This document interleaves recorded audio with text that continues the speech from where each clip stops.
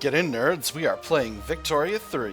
We are playing as Canada still. Our goals right now are simply to keep things rolling, maintain our everythings, maybe build ourselves a bit of a overseas empire, but not a huge one necessarily, and to just kind of do our thing. So, I think I'm eyeing maybe another subject.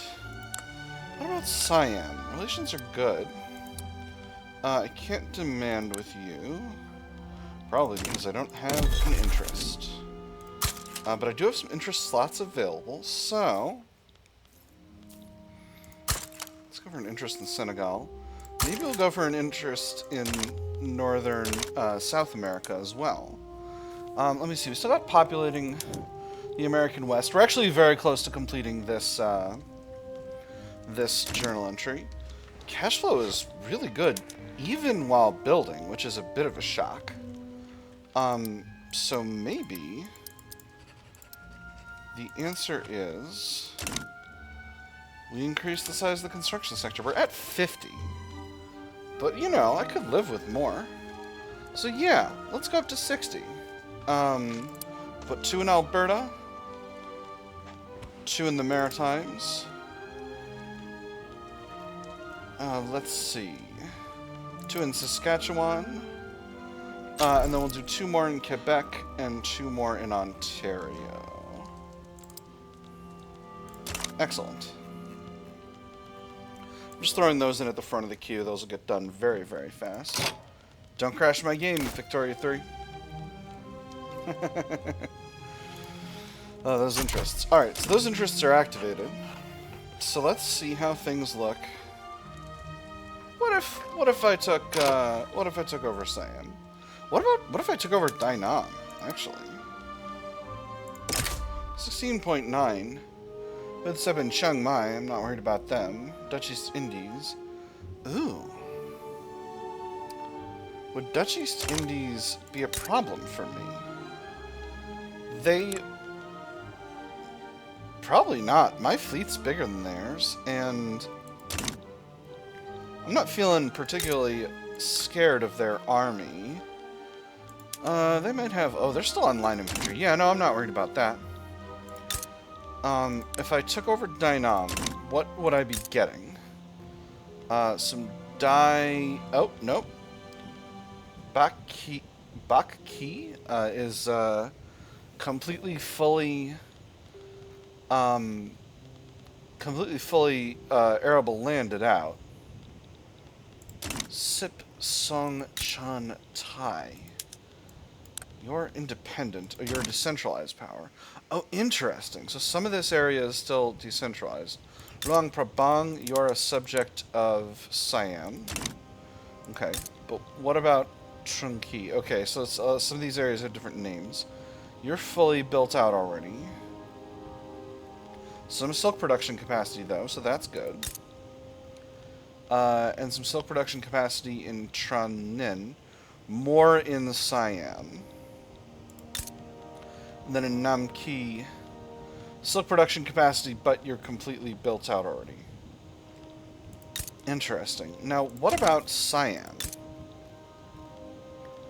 We have a small amount of silk capacity here, but again, it's all fully used. Part of the issue is these areas are, like, broken up already. In some kind of awkward ways, right? Like, Tenasserim is partially held by Burma. Chiang Mai is... Yes, they're a subject of Siam. Luang Prabang and Champasak are also subjects of Siam, and then Cambodia is a subject of Dainan. So I'd be getting Cambodia as well in this situation. Again, 1 silk plantation. It's not nothing. But what does my silk situation look like? It's still all basically coming in from outside the market. Well, hold on. Did I set up... No. Where's the... It said 1 silk plantation. Where are you? Where are you located at? Silk plantation of mine? In Palanpur.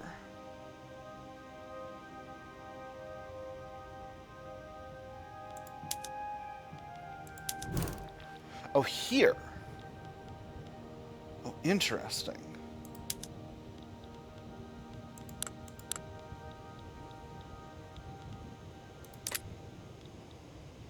Oh, this tiny part of Palanpur is Palanpur.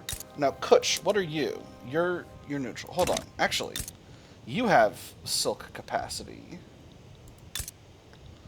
Before I do this, let's build up these silk plantations. And maybe the answer is we take over Kutch. But maybe we don't. I mean, that arable land is... Oh, I see. The issue is we've got a bunch of different territories. Wow, Baroda is pretty well developed. Baroda is the one holding the majority of the arable land. Sure would be nice to take that over. But I can't do that because Palanpur is only a protectorate. Actually, I might have the ability to turn them into a puppet. I think I do. Let me take a quick pass at my through my subjects.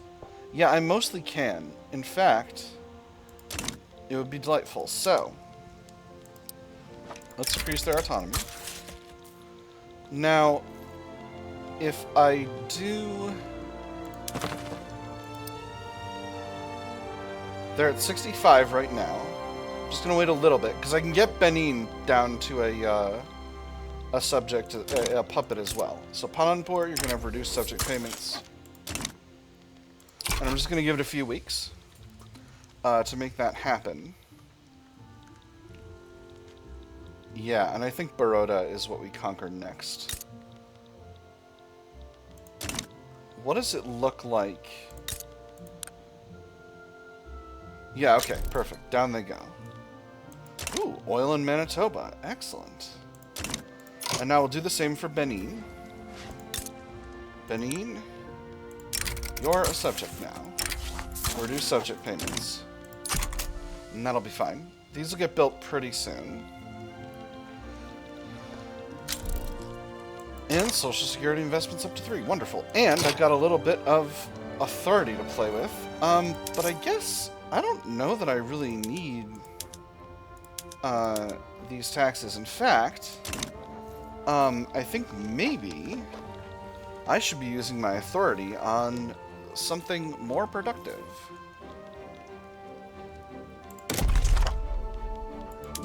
Can do violence suppression, none of it. That's curious.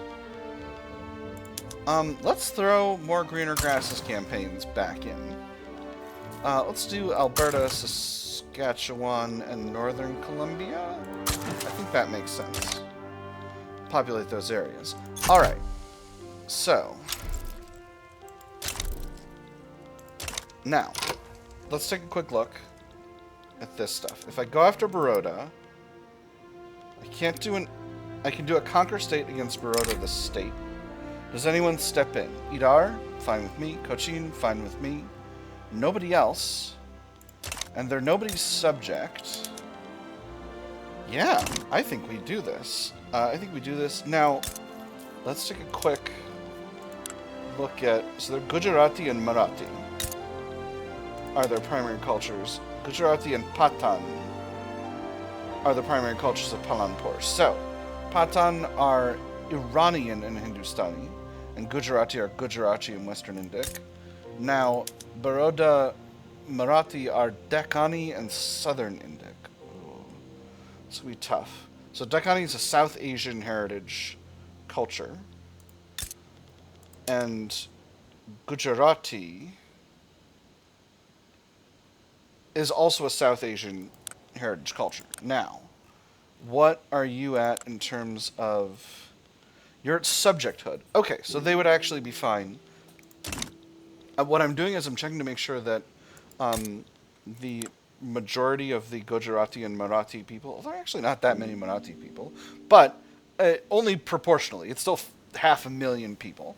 I don't want I want to make sure that they're not too... they won't be too badly discriminated if they're placed... Wait a minute. Wait. Oh, I almost beefed this. Hold on. You're Sunni, and Baroda is Hindu. Okay. Never mind. This is useful to know. Okay, so let's take a quick look at these other states. So you're Hindu, and you're majority Hindu. You're majority Hindu. Junadag, you're majority Sunni. And you're a Sunni country. Okay. Alright, so Junadag we would incorporate into Palanpur. Bhavnagar, you're Hindu. Alright, so all of these other countries here we would bring into Baroda. Alright. And Kutch, what's going on with you? You're Hindu. Okay. So you as well. Alright, so change of plans. Baroda, you're going to be a protectorate. Confirm. Beautiful.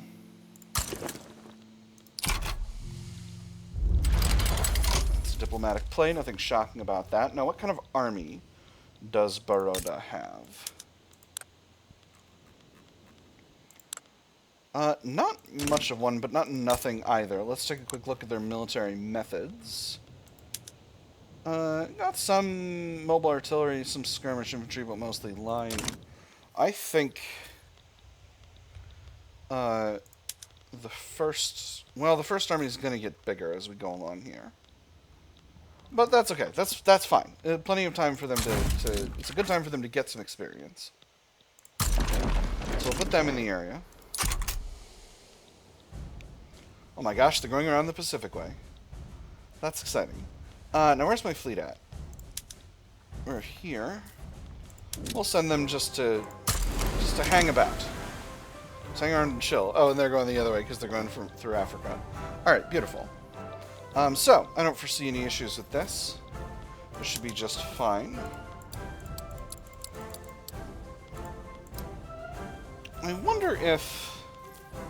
No, I want to develop Newfoundland first, but I think all these barracks and stuff might be not quite as important as the electrification of Canada.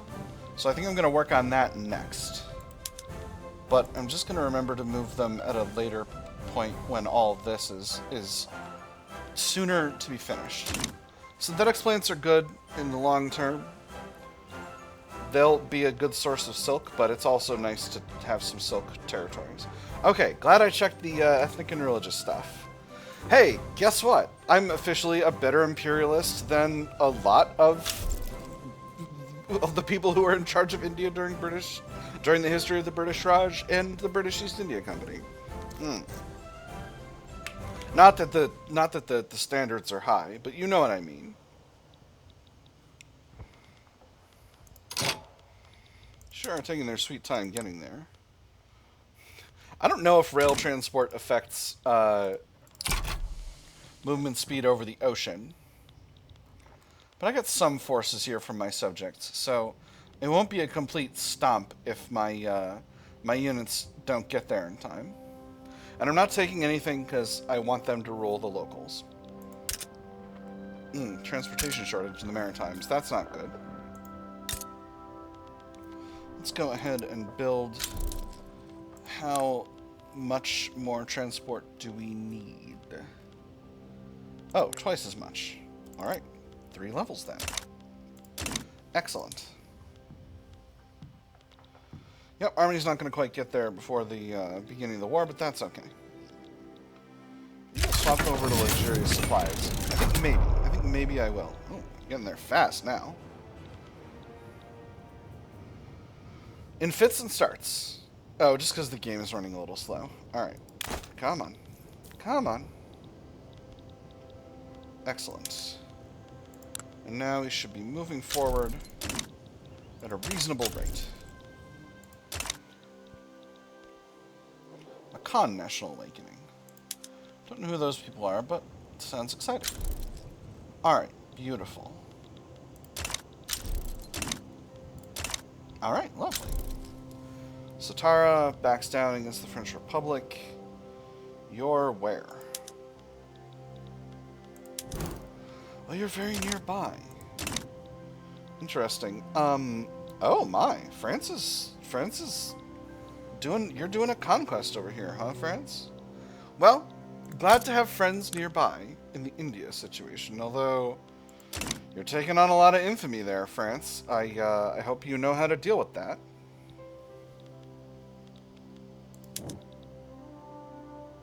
Hold on.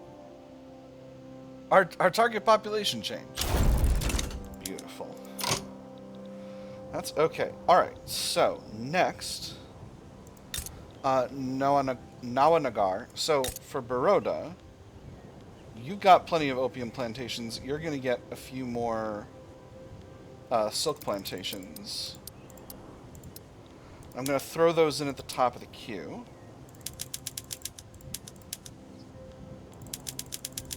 Now we're going to do the power plants. But then we're going to do all of this stuff first. Perfect. Alright, we're exactly where we want to be. Alright, Nawanagar, you're next.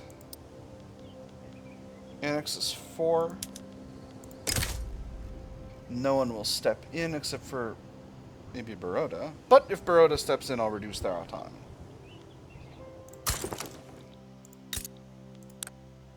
I will also begin improving relations with them. We'll go ahead and mobilize this army and put them on the front.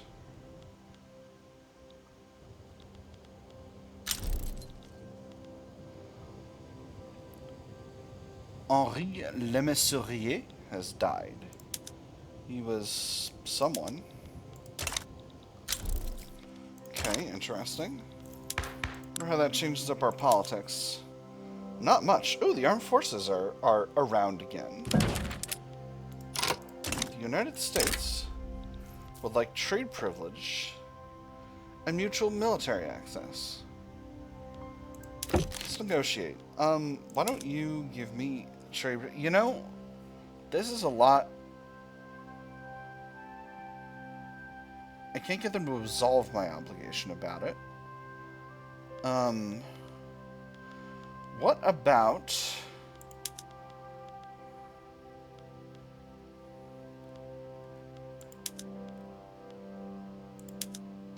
Mine is 400. Oh, they'll never get rid of slavery.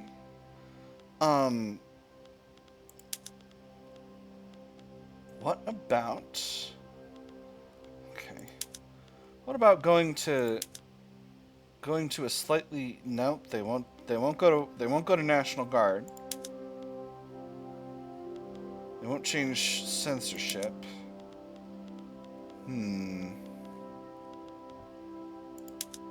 Rights of women? Nah, I can't get them to change that.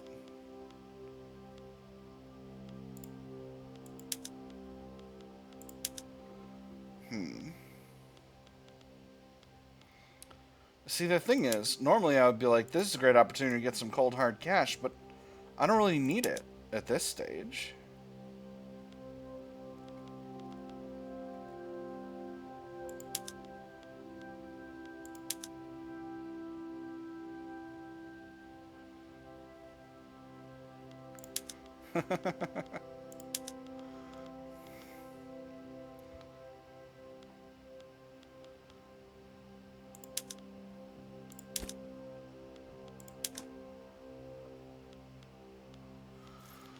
What if they gave me Alaska?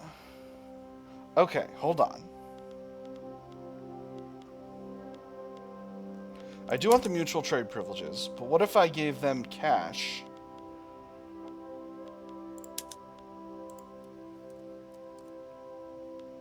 For Alaska. 82% chance for 5K a week. What if I went up to 6K a week? What if I just went buck wild? Yeah, they would say yes for this. So they give me Alaska. Transfer the cash? Yeah. Let's do it. USA? Give me Alaska. Beautiful. Now, let's...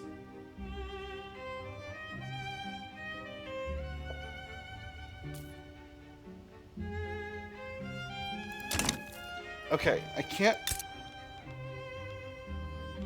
make an offer on the Russian American company yet.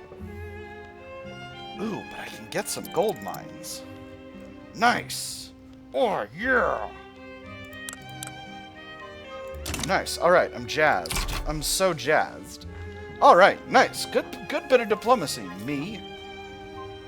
Oh, tooting my own horn. The funny part is, ooh, investment banks. The funny part is, I'll go back to them for that again. You just watch. If they manage to get a hold of this, I'll just buy it from them again. Okay. Do I have a company that needs Quebec Metalworks? You need investment rights. Was I not using all my free company charters or something?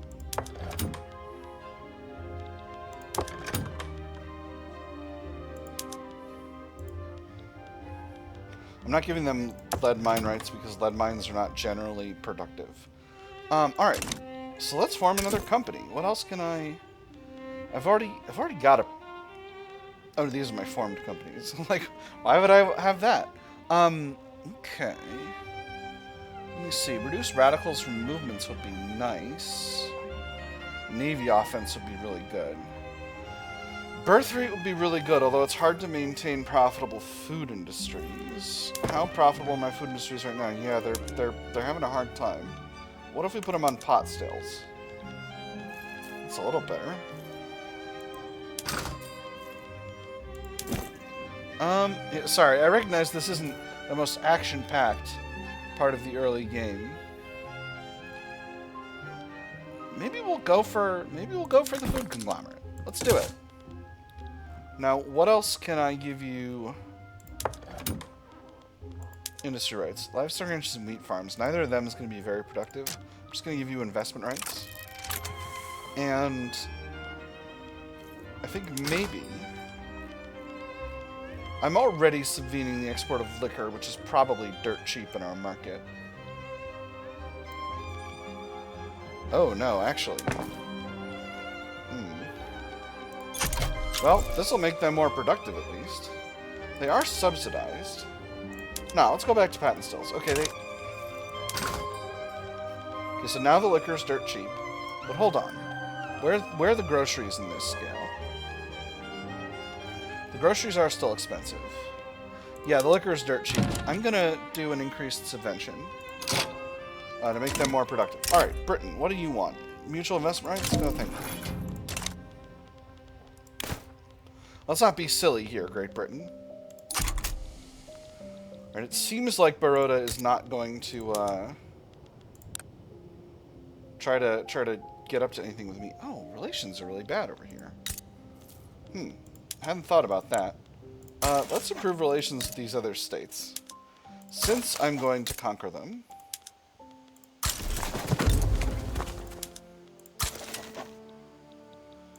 It just makes sense to have better relations. Well, no, because Baroda is the only one that I actually care about. So maybe all this is silly. Maybe I don't need to improve relations with them at all. No, that was silly. That's silly. I'll do this one. Diplomatic menu. Diplomatic actions. Improve relations. Stop improving relations with all of these countries. New arms. Alright, so Baroda. Okay, so Baroda is not going up in Liberty Desire, but they are. But because relations are bad, things have been tough. Alright, now. Mines are looking good.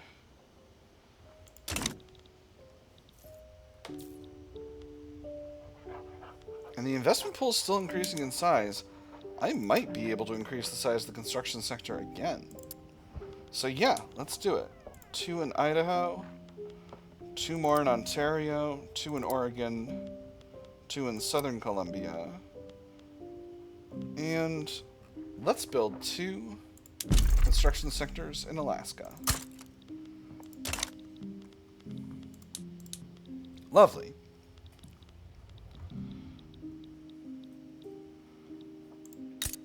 Now Nawanagar is Sindhu and Gujarati, so they're going to be placed under the control of Baroda. Canadian Gujarat. Confirm. Alright, beautiful. Now, Kutch is the other one that's... Which one's predominantly Muslim? Junadag. Junadag is the predominantly Muslim one. Alright, so you're going to be put under the control of Palanpur. Alright, I can do this. I can do this. I'm actually going to go after them first. Because, Annex is 6.6. If I conquer, it's the same. Alright. Anyone going to stop me here? Baroda, maybe. Ottoman Empire, I don't think they're actually gonna, though. And Macron, it doesn't matter.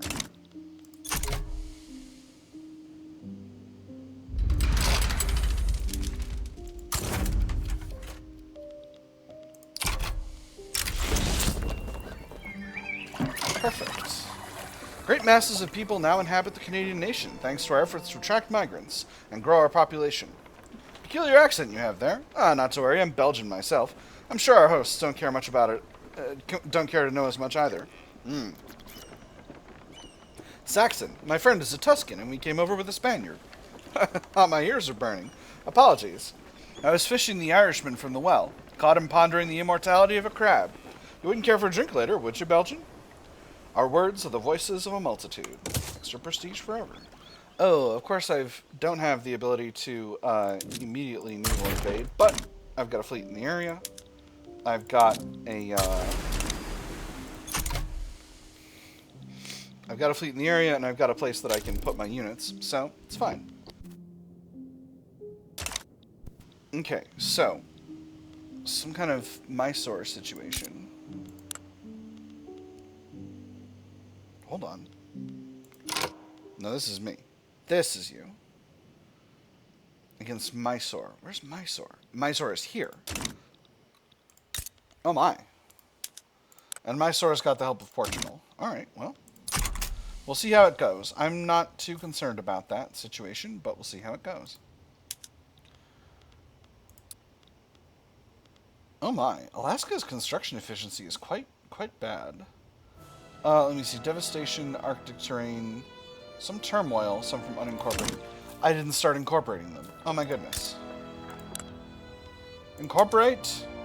22 years. Alright, well, it'll be before the end of the game. And there's Trenchworks. Beautiful. I'm going to go ahead and hit the Upgrade All Units button on my military. That's going to make me very solidly ahead in the military game. And then, yeah, basically all of this is in service to superior military. So that should be fine. Speaking of a superior military, so it backs down. Interesting. Armenian mass immigration. Very cool.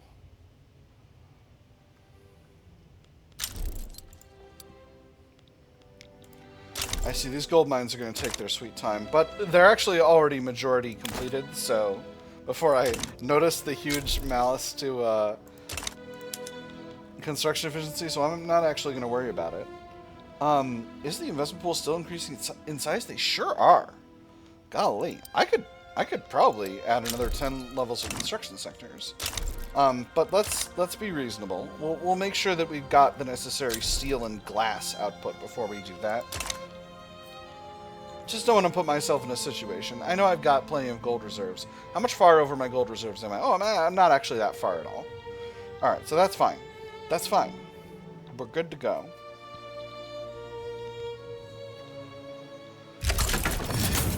Alright. Here's the war with Junadag popping off, so we will naval invade them with our only fleet. Slightly reduced efficiency, but I'm not too worried about that. Our units are significantly stronger than theirs.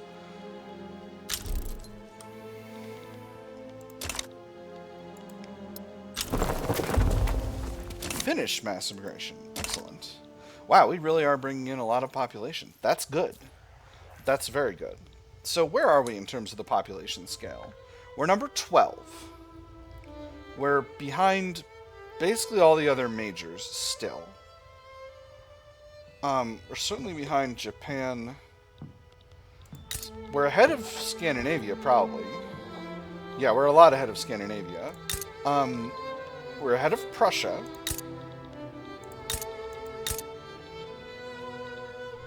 We're ahead of Spain, but only just.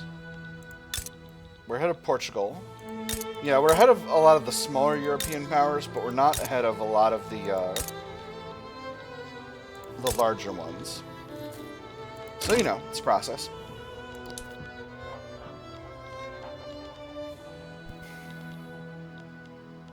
Alright. Naval invasion seems like it's going swimmingly. So, that shouldn't be a problem.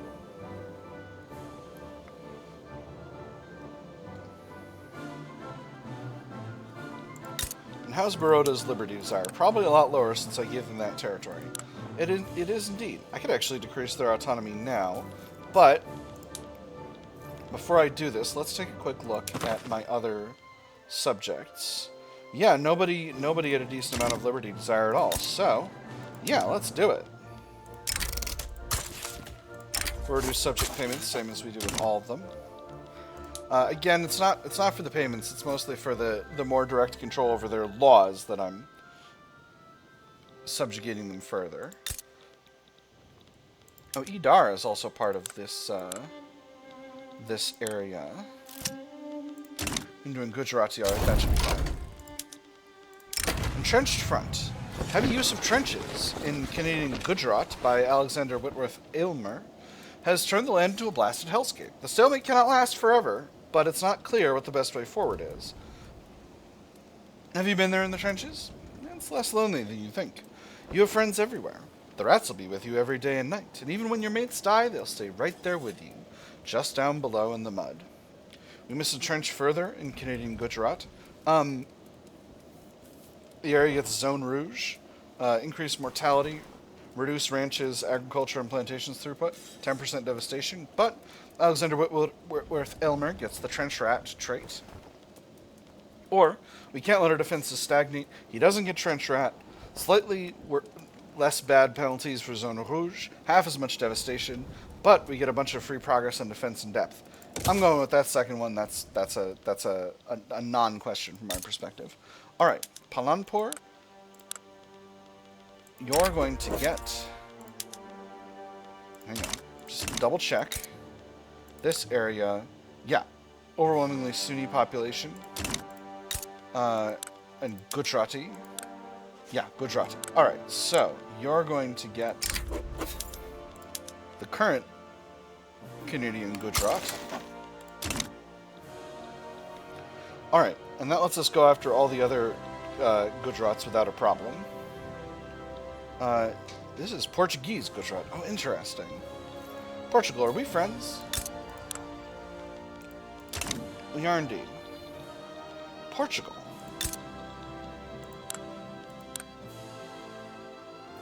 This population is majority Hindu, but not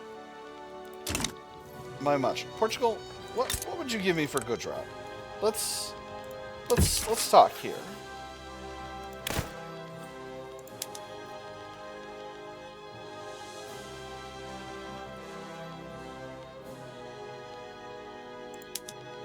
Minus 100? It's not that much.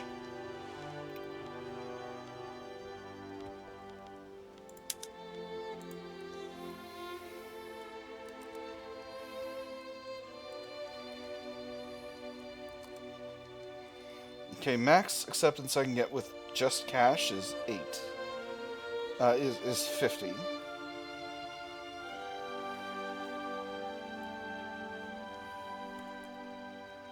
I know this probably seems like, yeah, meaningless min-maxing. Alright, so you'd like military assistance. But you wouldn't like military assistance that much. You'd like investment rights. Okay. Would you like to give me investment rights? Maybe I already have them. What if... Yeah, we've probably got an agreement to that effect already. Alright, 82% chance. Let's do it.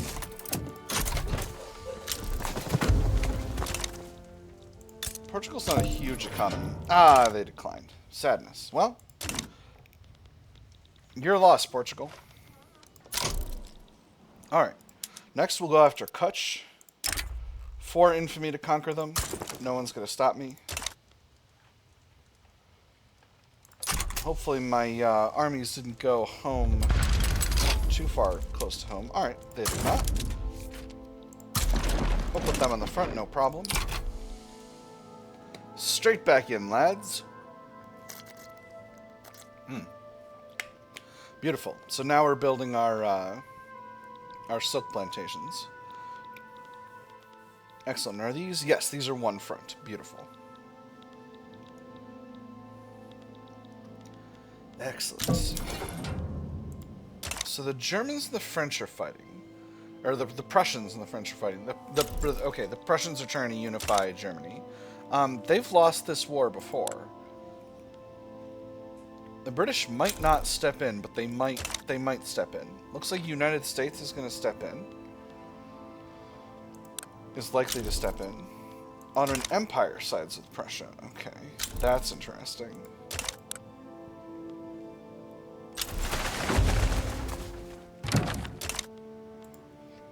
Alright, so here's the ask from France. We have to step in as their allies. So, let's get everybody together. This means, actually, let's go ahead and put our units on better supplies. This is going to cost more, but I've got plenty of money. I can probably afford... Where's my sugar coming from? I got tons of sugar in the market. Alright, easy peasy. So I can definitely afford sugar in my mobilization methods. Can I afford opium in my mobilization methods? Opium might still be expensive in my market. No, it is not. I can definitely afford that. Alright. Dope, literally. Why is the third army so much more expensive than the second army? I wonder. It's curious. Alright. So, with this popping off, I think I want to actually throw all of my non-military construction at the bottom of the queue for the moment. I am going to put the universities after the other stuff, but this way we'll be able to get our other stuff building up. Let's build a university in Alaska as well. Wow, Alaska really needs a population situation. Alright. We'll actually...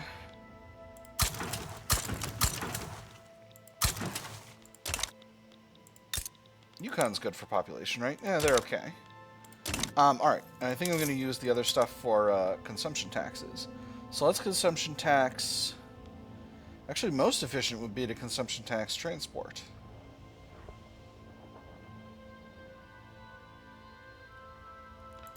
But let's do opium and coffee. Now, do I raise my conscripts? I think the answer is yes. So this is an expensive war I'm about to have. I'm going to put the second army over here to deal with the situation in India. I'm going to get the first army. Where do I want to fight? Let's put them in North Africa. We'll put the first Canadian fleet here. And Great Britain is in the war. Alright.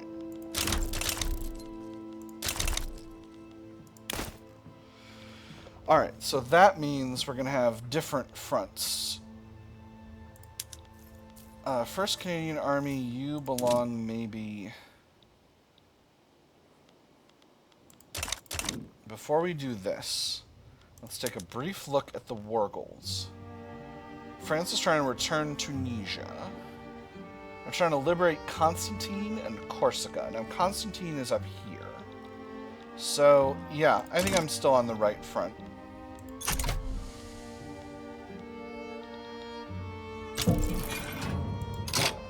Declaration of Birmingham was trade privileges. That's fine. First Canadian Army's on their way. Second Canadian Army is going. Alright. Alright. This is fine. This is fine. I can handle this. The Mindanao front. United States of America sites of the French Republic. Oh man, it's a general European war, my nerds. That's what's happening. We got a war. as we to paraphrase what we say in New Orleans, let the bad times roll. It's a general European war. 1895. They haven't had a war this big since I declared independence from Britain. Okay, so my fleets are going to get bigger. Oh, my monitor's never upgraded. Let's dock. Okay, Kutch backs down. Alright, wonderful. That's so convenient for me. Alright, now, Kutch was predominantly Hindu. So, Baroda, that makes them, as a fellow Hindu state, that means I can't grant them to you because I'm in the middle of a diplomatic play. Well, that's unfortunate. Now, if I had a war goal,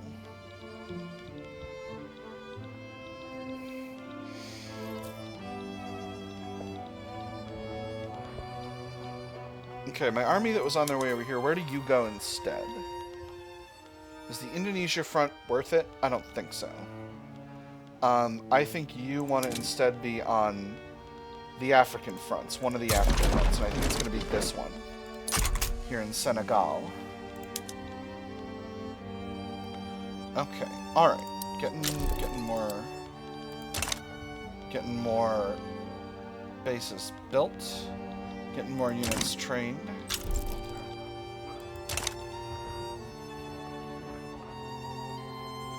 Yeah, this is a very inconvenient war for me, but that's okay. These things happen.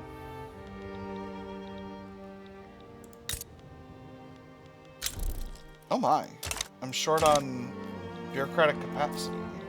That's interesting. Because my petite bourgeoisie are no longer happy. That's okay. I can afford to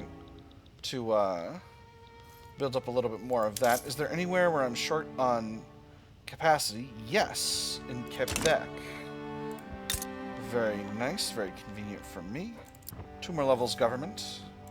Ontario, 2 more levels government. Let me see. Let's do 2 in Saskatchewan, 2 in Alberta. Now, do we do this before the naval bases? I think we don't. I think we do the naval bases first.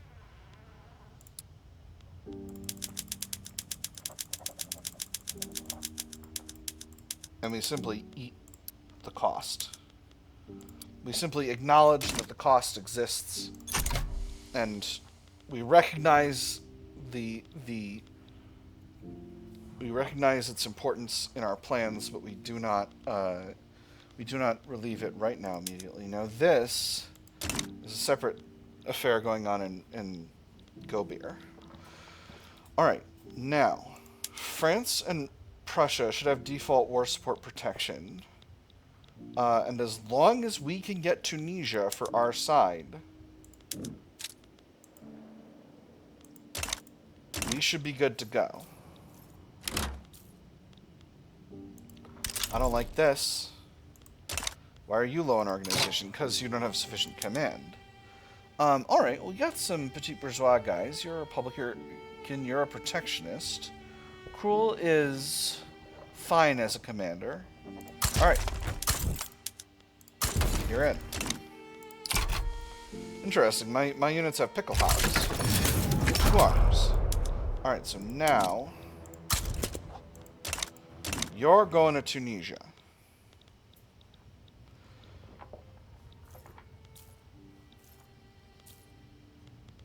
Britain's probably going to naval invade me in this thing. I never did a war goal, but I I don't think this is a smart war for Canada to be demanding additional war goals in. I think the the correct play is to keep myself is to not be handing anyone else additional war goals. All right, so let's not be handing anyone additional war support, which is what you're doing if you throw in war goals. All right, Bavaria's in default. All right, so all of the war goals are targeting small states in Germany and France proper. All right, and we are moving forward in Tunisia. Now, technology-wise, we're still increasing. We're still needing more innovation, but that's in the docket. We're working on wargaming now, and then we're going up to machine gun. And that should put us on par with the very best of the European powers militarily. Congo front, Mindanao front. The Mindanao front I'm not worried about. There is a front in Congo now, which the French troops have evacuated. A little bit strange that. We are going forward here, so that's good. Gregory Chaffee is exiled from the United States. Oh, that's not the Chaffee I'm thinking of. That's just a guy. That's just a guy whose name is Chaffee. Alright, yes, we've upgraded now. Beautiful. So, where do we want you? I think we want you here. Or maybe here. Cutting supplies to the British armies here. So, do we want someone on... want you on convoy rating? I think we want you on convoy rating. We got a lot of torpedo boats, so that shouldn't be hard. You should be very good at that. Gotta get my water.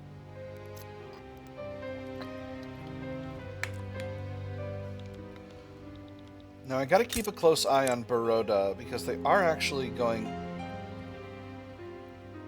They're going down in Liberty Desire, but only a little bit. Once we get past 50, negative 50 in terms of relations, things will be a lot better with them. We're almost holding Tunisia. Beautiful, beautiful. They're in panicked retreat here. Excellent. I consider grabbing Tripolitania, but again, that's not really my bag. We are losing some convoys. Where are we losing convoys? Coast of Ascension Island. I'll admit, I don't know where that is.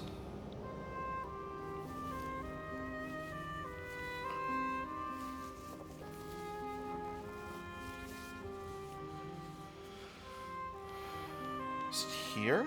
Scotia Sea.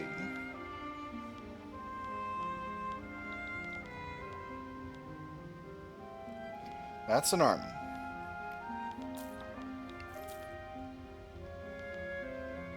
Gulf of St. Lawrence. Okay, that's... Yeah, I don't know. We'll keep an eye on it.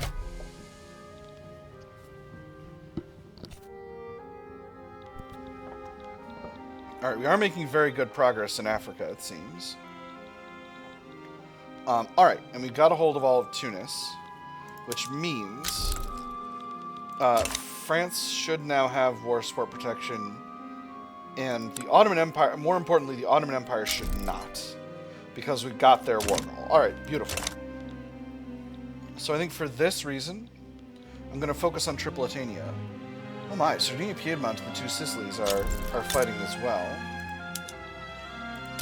for Italian leadership. Alright, interesting, interesting. Gold depleted in the Yukon territory. Gold fields depleted. The rich mineral deposits in the Yukon territory have been drained. Mines are being shuttered, and all the prospectors who moved in are beginning to drift away in search of the next big strike. Alluvial gold dried up. Miners go home. River dried up due to miner activity. Shafts condemned as threat to life. Enter known peril. Trespassers will be shot. Survivors will be shot again. Unfortunate. Huge penalty to migration attraction. Or, we can't just let them leave. 20% of laborer pops in the area become more radical. I'm just going to say unfortunate. I don't need a huge population of angry laborers. But, the Yukon territory, that means, can now have additional gold mines. And there's plenty of unemployed pops there, so it's a good place to keep building. Now, Alaska is increasing in availability. Interestingly, the gold mines are not having a hard time. Do we have an infrastructure shortage? We do. And that railway is getting done as fast as it can. Against the odds, despite not enjoying full rights under Canadian law, some wealthier Ukrainian people have begun moving into neighborhoods and frequenting establishments they would normally be excluded from. If we want our children to have a future, this is where we should raise them, he said. I want them to live somewhere safe. She crossed her arms. Have you seen the looks we get? When people talk about safe, they don't mean safe for us, they mean safe from us. We may need some new regulations to keep the peace. 2% of Ukrainian pops become more radical, extra radicalism from discriminating pops. Or they fairly earn their success with all that entails, saltier and weaker petite bourgeoisie. 2% of Ukrainian pops become more loyalist. Let me take a quick look at my overall population, my society, my cultures. We'll sort by acceptance. So, this is 60 or below.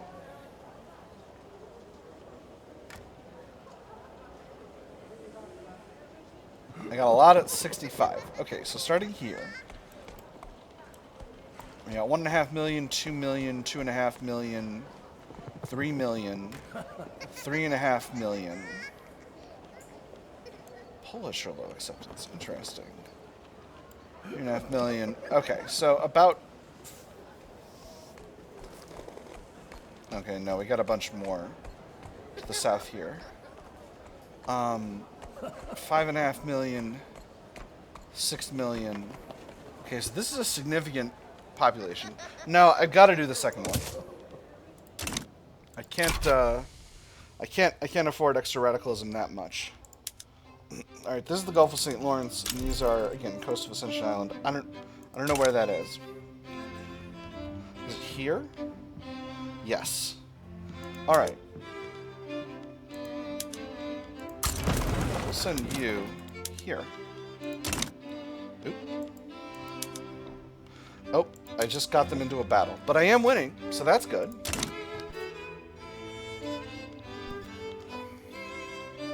Iron ships and wooden men and all that. Britain, you've sent a very large fleet, but not a very good one. Hell yeah.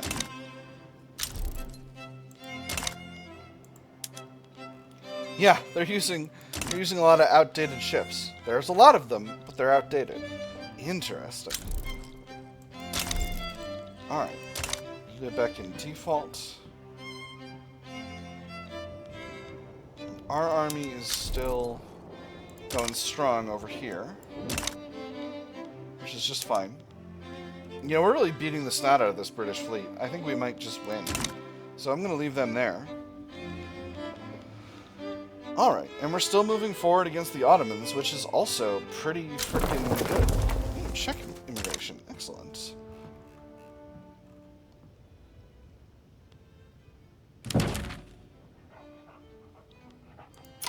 Ooh, what's this? Trade privileges for trade privileges and investment rights. Sure. I would love to invest in you, Venezuela. Tunisian uprising backs down. Okay, interesting. Russian mass immigration. Cool.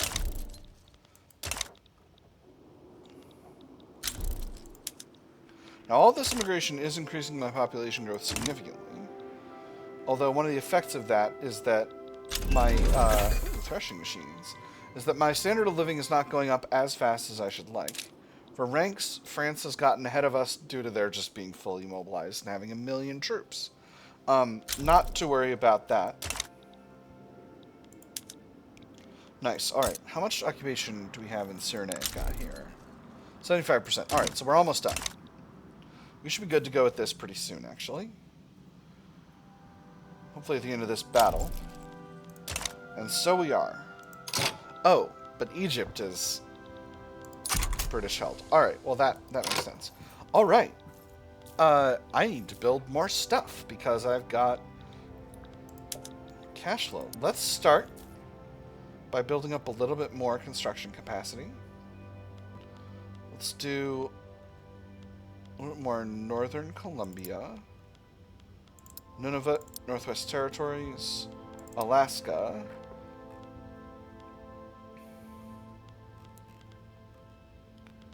and Yukon. That's another 10 levels. Then what do we need after that? How are market prices looking? We're still not producing hardly any of our own tea. I should have the capacity to produce that. I thought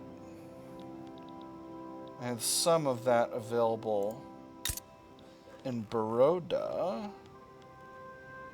Tea? No, doesn't look like it. I don't know why I'm checking here. This is the same state.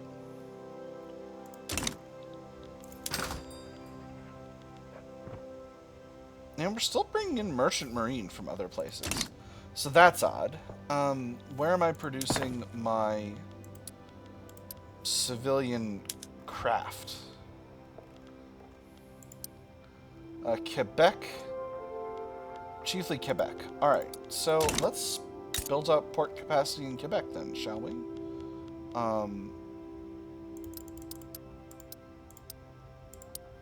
Nice, decent 8 levels should cover that. Oh, I've got my own... I've got some rubber plantations. Yes, in Madagascar. Do I have more rubber capacity in Madagascar? I do. Alright, we're going to build that up. We're going to build that up, and then we're going to get our tooling workshops back on vulcanization. That's the plan now. Beautiful. So now we're costing ourselves a pile of cash, but that's okay. That's really, really okay. Force comparison is looking really good in the Africa front. The northwestern Africa front is actually closed off, so that's also good. And force comparison is looking okay in the European front as well. Now, does Prussia have war support protection? They do. So I think I'm pretty confident with my overall capabilities. I'm going to bring my units to the European front, where they'll do the most good. And then, yeah, because this French force is fully capable of handling Egypt and the Ottoman forces there by themselves. So that shouldn't be a problem. Now, do I increase the size of my armies? There's a temptation to, but I don't necessarily need it. Ooh, coup in Cambodia. Nice. North Italian massacration. Wow, we are getting a lot of folk moving to Canada, which I'm happy about. Let's see.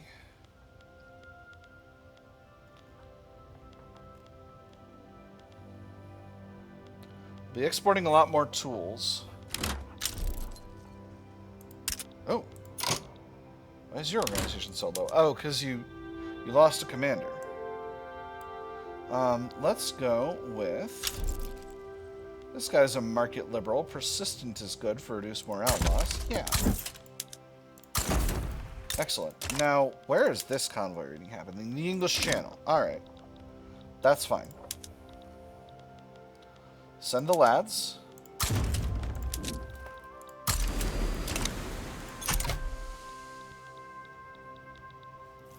Yeah, okay. Ooh. Well, good thing I'm building up a lot of extra port capacity, because I just lost a ton of convoys. Maybe we build up port capacity in the Maritimes as well. Not sure. We're going to work on it. How are things going in Alaska? Population's still growing there, okay. Gold mines are doing their level best to hire. How are the railways? 22 weeks. You know what? I'm going to put 2 up at the front of the queue. That's going to take forever to get done, but it's sooner is better than later with this kind of thing. This is a nice, respectable army we've gotten here. I'm going to set their new strategic goal to the capital of Prussia. Alright, and convoys are okay. They're not great, but they're okay. Let's build another 5 ports here in the Maritimes just to make sure we're good, and then another 5 in northern Colombia. Yeah, because we're losing convoys all day. Where are they being sunk now? Gulf of St. Lawrence. Yeah, they're just going everywhere here, and we've only got the one fleet. And playing whack-a-mole with British fleets is tough. God dang it. Arthur Panett. You know, truthfully, I think maybe increasing our fleet size is preferable here. 5, 10, 15, 20. And then we'll do the same in ironclads. 5, 10, 15, 20.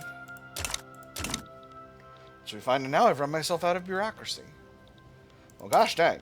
Being a great power is hard.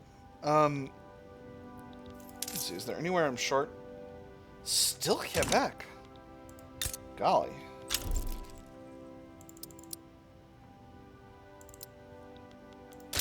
We'll just build 6 levels right at the top there.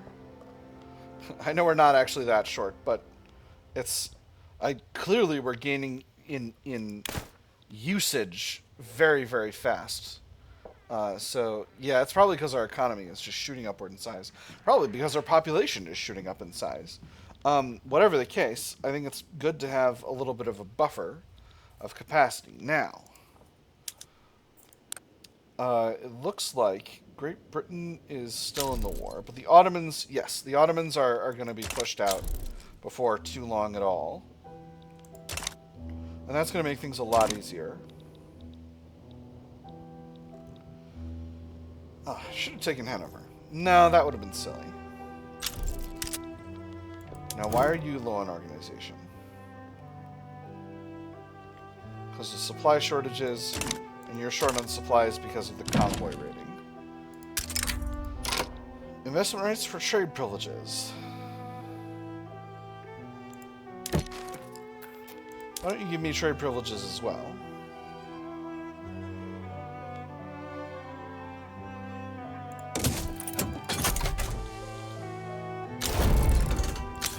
There's the Ottoman Empire bailing out of the war. That's wonderful.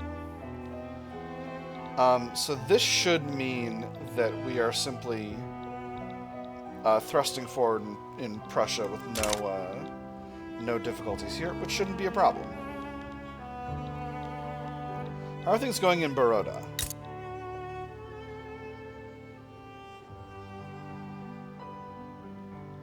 My power projection is short compared to theirs. That's interesting. I haven't had that problem in a while. Well, perhaps the solution to that is to build a 4th army. So, create an army. We'll put them in the Great Plains HQ. We'll give them all the same mobilization methods as the other armies. And we'll have 5, 10, 15...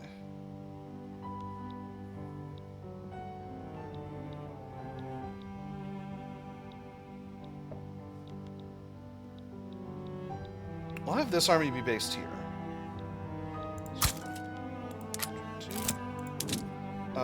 10, 10, and then 1 unit of Lancers here.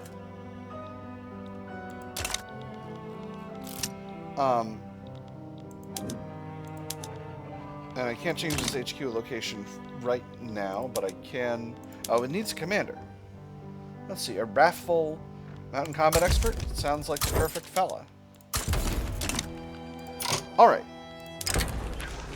Railroad boom. The growth of branch lines along the main rail routes has been immensely valuable to the growth of our burgeoning rail industry. A child has been arrested for picking up coal alongside newly laid tracks. If the youth had been smart enough to steal the whole railroad, he would have been hailed as the Napoleon of industry. The railroads of Alaska shall prosper, extra railway building throughput, or the locomotive builders of Saskatchewan should benefit from this boom. Extra motor industries throughput in Saskatchewan. You know I'm going with motor industries throughput. I always do.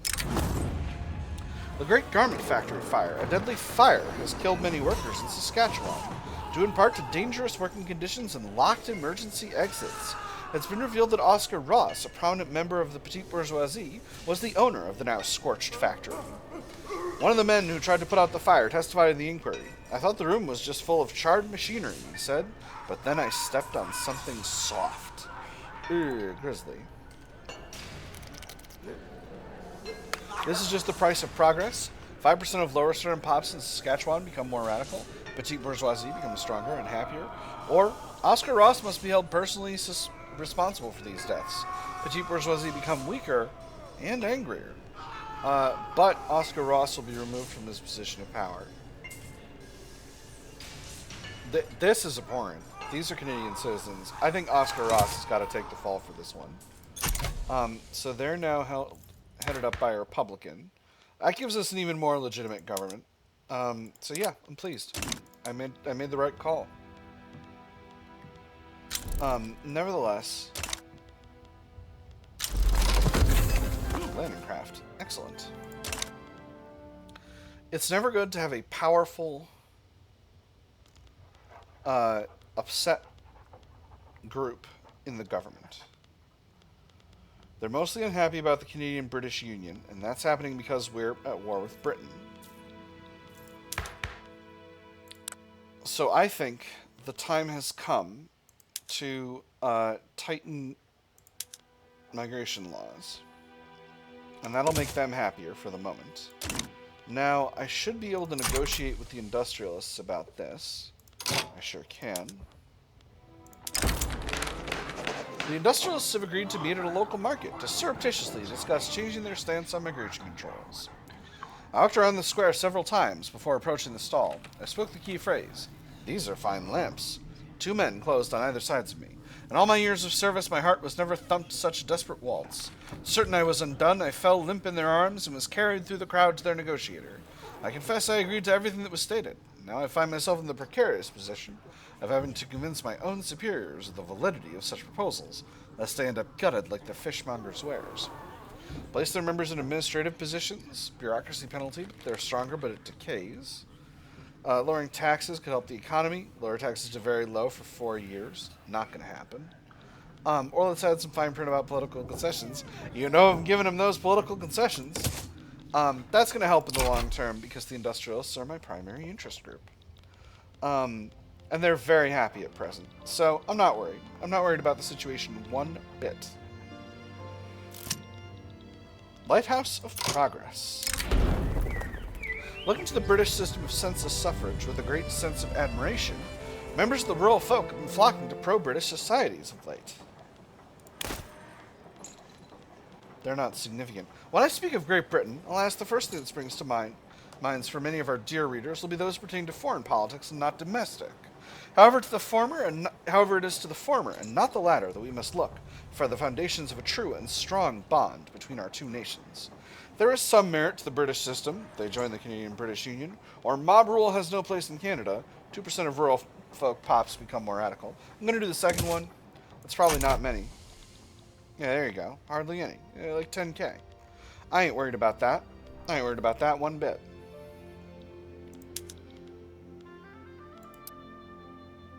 Alright, and now we're getting our bases built. And why is construction efficiency so low? From the Rockies. Well, that'll do it. Wow, we really are short of manpower. But are we winning battles at least? Not really. Why is Bavaria on the Prussian side?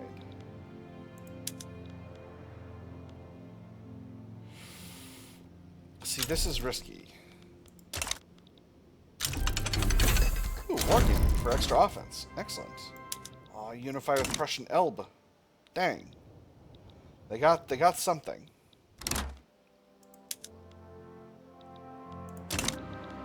Ugh. I think I need to get my army off of this front, because I'm really... My units are down extremely bad in terms of manpower.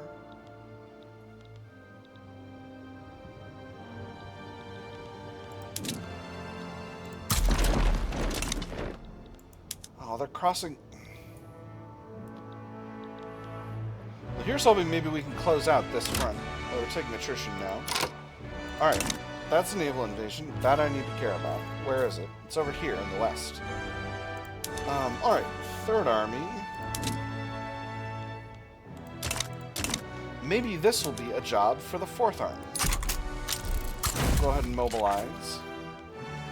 Now that they're built and recruiting. And we'll see how many enemies show up here.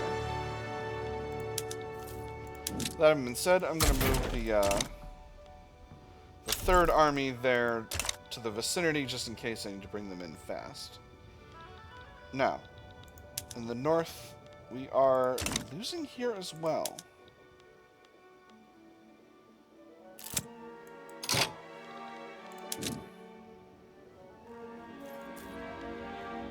Okay, I need to pull these guys off so that they stop getting involved in battles. The art of doing nothing. Though previously opposed to the migration controls laws, Igor Casso is considered the petite bourgeoisie's offer, a political position, and instead offers support. So Igor Casso is our landowner's modernizer. While speaking with constituents on matters of law, one must first master the art of appearing to do nothing. While you do everything behind whispers and masked men? Indubitably. Welcome their support. Slightly stronger both, 10% enactment success chance. Or keep a sharp eye, they're up to something, he loses some popularity. Half as much enactment success chance. I'm actually going to do the second one. I don't want stronger landowners. I don't think that's a complicated idea to understand here. Now, First Army is pretty large. We got 40 units of infantry, 5 of artillery, and 5 of cavalry. I think I'm going to bring the Second Army up to that same baseline. So that means 5 more units of... 20 more units of infantry. And what did I say? So 20 more units of artillery as well. All right. 1, 2... The Maritimes and the Noof. Yeah, there you go. First Army's having a lot of attrition. You should be on the ocean. Okay, they're on the ocean. They're still involved in a battle, but they're on the ocean. Hopefully this will just give them a chance to freaking build up some manpower.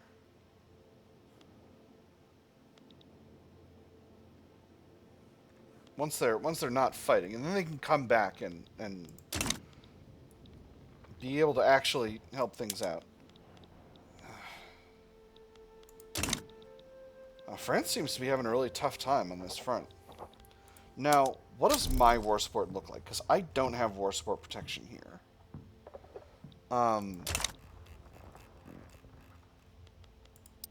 The United States does. Oh, because of Hamburg. Interesting.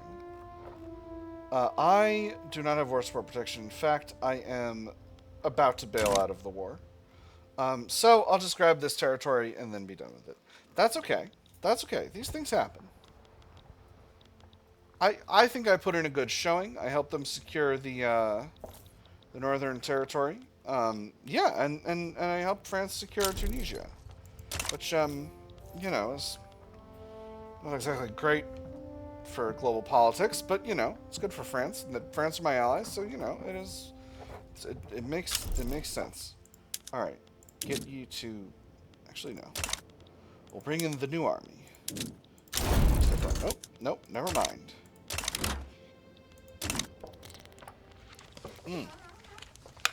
All right, everyone's coming back. So, first things first. Okay, in Gujarat, this population is predominantly Hindu. So you're going to Baroda.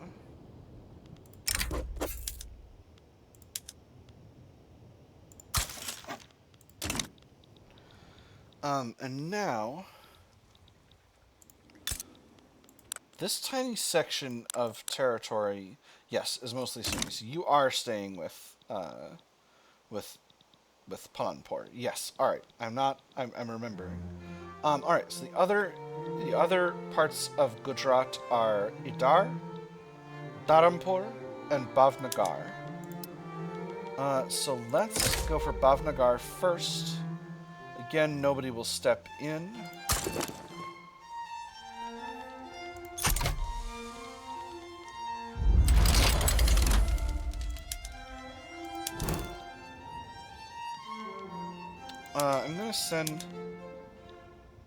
I'm gonna send the third army.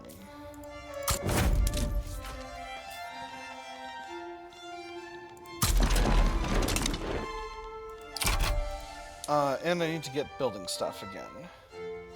Let me see. What do I want? What do I want for my economy?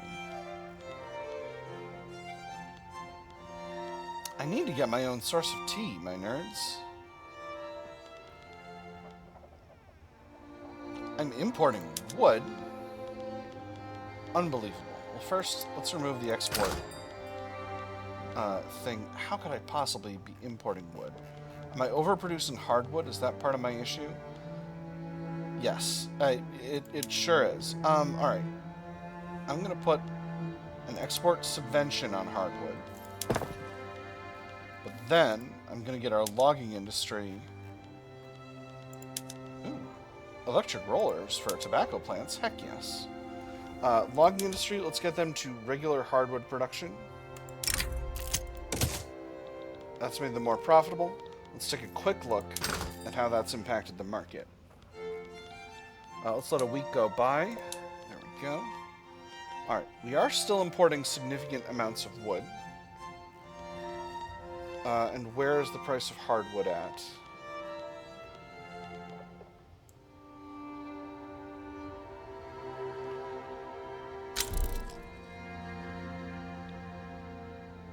Where's the price of hardwood at? Am I done? It is higher. Alright, interesting. Nevertheless, we can definitely produce more wood in this country. Canada has the capacity for enormous logging, so let's do it.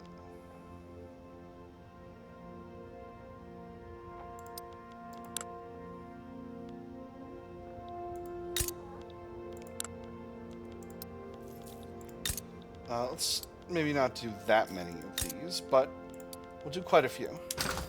Now, what else? Certainly, I can produce more meat. I am import tariffing meat.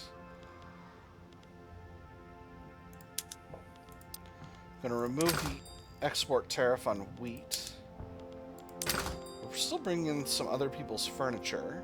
So I can definitely produce more furniture. That's not even a question. I've got plenty of wood production here. So let's throw 10 levels of, here in northern Colombia, let's throw 10 levels of furniture manufacturers in here. Now, keeping the American out. The effort to institute migration controls has been bolstered by a wave of antipathy toward our neighbors in the Russian-American company, arguing that reform is necessary to stop migration from there. When you say border control, we all know which border you mean. You don't have to say it. You should say it, though. No shame in admitting who you're trying to keep out. We have nothing to be ashamed of. They should be ashamed. Those Russian-American swine are the exact reason for this law. Deteriorates relations, the Russian-American company, by 30. 20% increase enactment success chance. Or, the other option, this is a general reform, which has nothing to do with the Russian-American company. 10% enactment success chance. I'm going to go with the second one. Let me just take a quick look. I may end up conquering that territory. I'm thinking about it. I can't make an offer because relations are not good enough, probably. Yep, it's relations. Okay, I'm glad I did that. Now, we're unpausing here. I'm going to start improving relations with Britain once again. Because that's the only way my petite bourgeoisie are going to stop being unhappy. I'm going to give my admiral another promotion. I'm going to bring him back to Canada. Perhaps I should organize myself a second fleet. A stable supply of power. The recent expansion of power plants in Quebec has inspired faith in a future where all of Canada is electrified. Trapping the power of the roaring rivers and waterfalls by transforming it into the power of a thunderstorm must be a sign that we're approaching the final stage of man's mastery over nature. Are we ready? Morally, intellectually, spiritually? It matters not. It is coming. Unlimited power! Extra power plants throughput. Or there must be better ways to produce electricity. Extra progress towards steam turbine. You know I'm going with that progress towards steam turbine. Not even really a question at this stage. Alright. So where's their tea production capacity? I could move into Marwar. Marwar is a split up large state. No tea capacity here. Probably Southeast Asia. Who's Kutai? Kutai's independent. Interesting. Do you have tea capacity, Kutai? No. Yes. They do have tea capacity.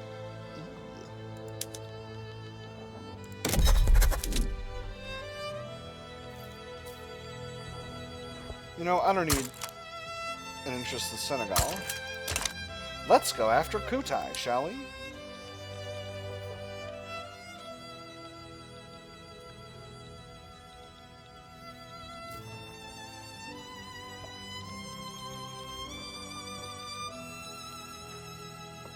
Cash flow is still really, really good. I could get a little bit more institution. I'm maxed. I'm maxed out on institutions. I'm doing everything I can with institutions. Alright, well let's continue to manage the growth of the economy, shall we? Where... Hold on. Let's take a quick look at goods costs. Alright, so Alaska... We built up railway production. We're still not where we need to be. Let's build 3 more levels. North Madagascar. Wow. Needs a lot more railways. Palanpur needs... Wow, a lot of these places need railways. Heck. Oh, man. Ontario needs just railways. Ontario needs railways 9 days from Sunday. Gujarat... You need railways. Sindh? Railways. Saskatchewan? Gosh, you sure need railways. Northern Columbia, you need railways. Wow, I'm glad I did this. Heck. Benin needs 1 level. The Maritimes need a couple levels. Quebec needs...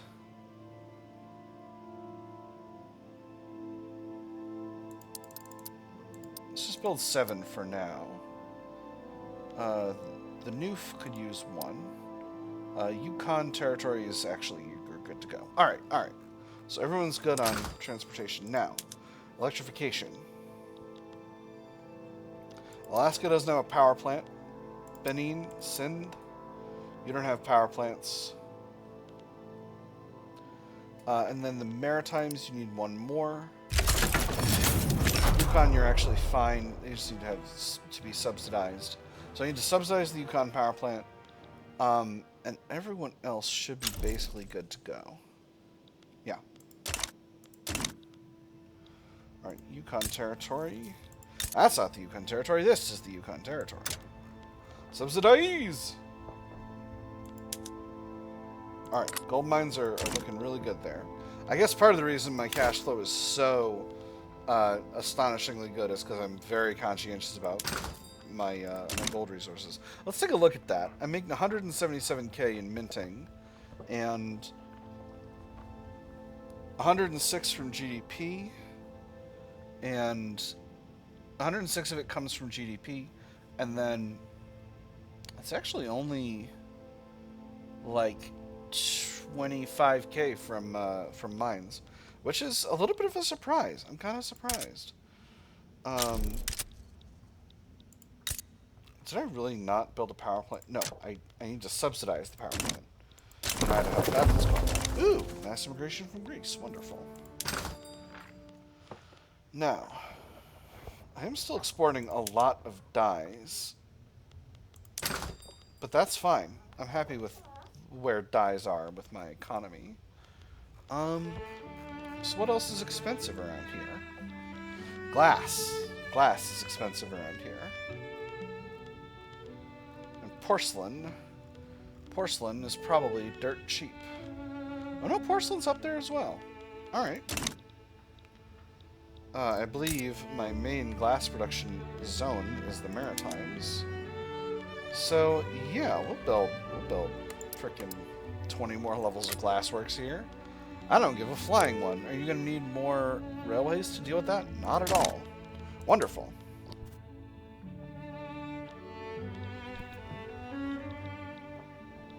How's the war in Bhavnagar going? It's going just fine.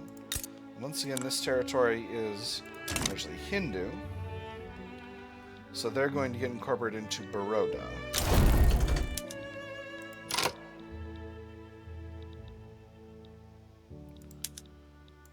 Baroda, my friend.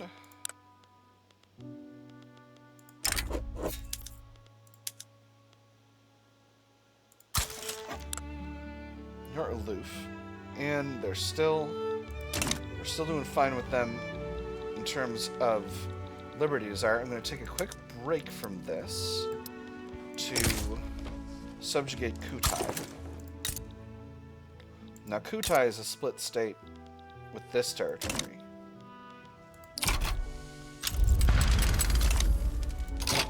I am going to go ahead and mobilize this army and station them over here in Baroda. And I'm going to bring the fleet over to do a naval invasion when the time comes.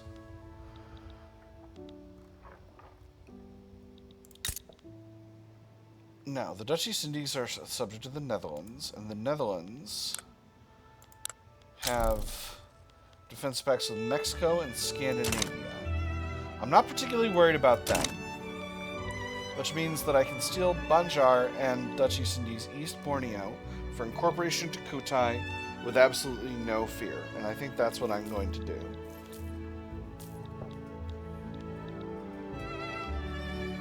Again, not to keep, just to bring into Kutai. What's this now? An alliance in exchange for cash, trade privileges, and investment rights. Let's negotiate. Let's do a defensive pact.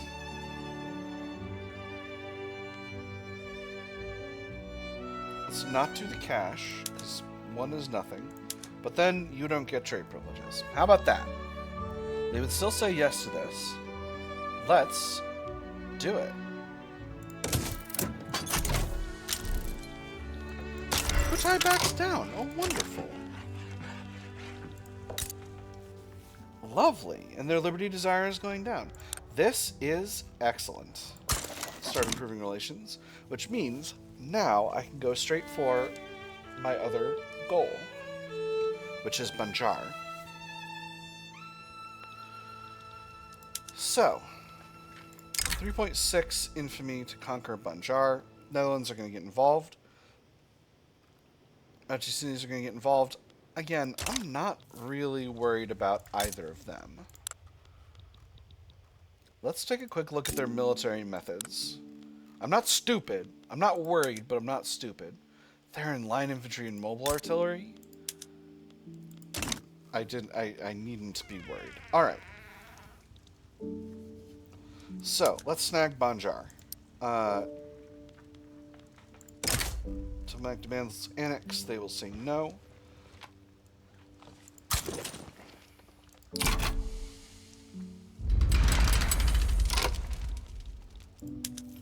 I will mobilize my army. I will put them in Baroda once again.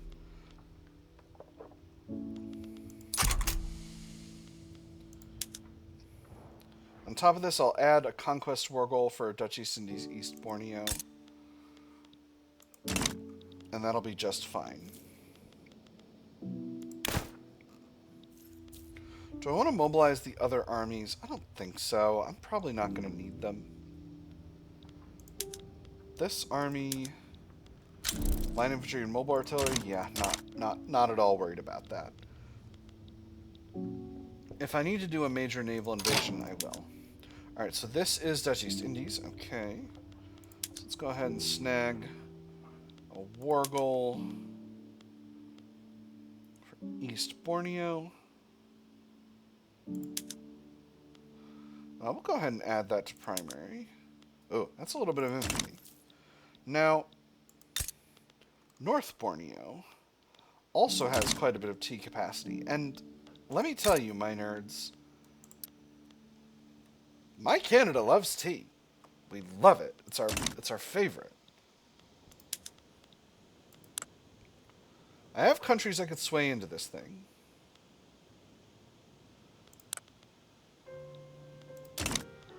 But let's not get too silly. Let's not get too frisky right now. All right. So now it's the Netherlands. Scandinavia and Mexico both likely to step in. Could bring France in with a transfer of a subject, but I don't think I need to. All right. So get everybody together. Now, what could I want out of this? What could I gain that would be useful to me?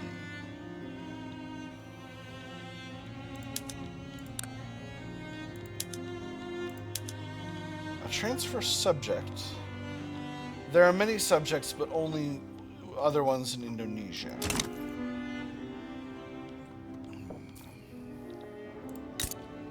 The Yucatan is a lovely part of the world. No. Oh, unless...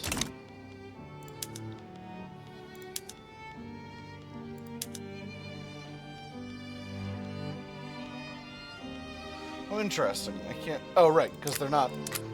They could be in the war, but they are not currently. Alright, so I think I'm actually going to put... Oh, 2nd Canadian Army, you need another leader. Let me see. Pious, defensive strategist, reduce kill rate, much better morale modifiers. Yeah, you're in. Now, why are you at 72 when the 1st Army is not fully equipped up for reasons? Alright. I'm actually going to take the 1st Army over to Baroda, and we'll bring the 3rd Army back. And the reason for this is really, really simple. I want a large invasion force. I think that's the most sensible way to do this. I am going to build these tea plantations first. Alright, there's Mexico in the war. There's Scandinavia in the war. There's Netherlands withdrawing from a treaty. That's fine. Popular playwright endorses reform. In the midst of the debate surrounding migration controls, one of the country's leading playwrights, strongly associated with the petite bourgeoisie, has staged a widely acclaimed play whose politically laden theme makes no secret of the author's desire for the law to be passed. The man's viewpoints may be somewhat partisan, but sir, you cannot argue with his prose. Migration controls will be on everyone's lips now, extra enactment success chance. Sure puts the petite bourgeoisie in a good light, makes them stronger. Well, let's ensure the play gets a wider international audience, extra prestige. I'm going to do that 3rd one. I think that's just sensible. How goes my effort improving relations with the Brits? It's going. It's a process. Scandinavia breaks the agreement. That's... it is possible for me to care less, but it would be a struggle. I'm going to take the 4th Army and station them in the east while we move our forces around.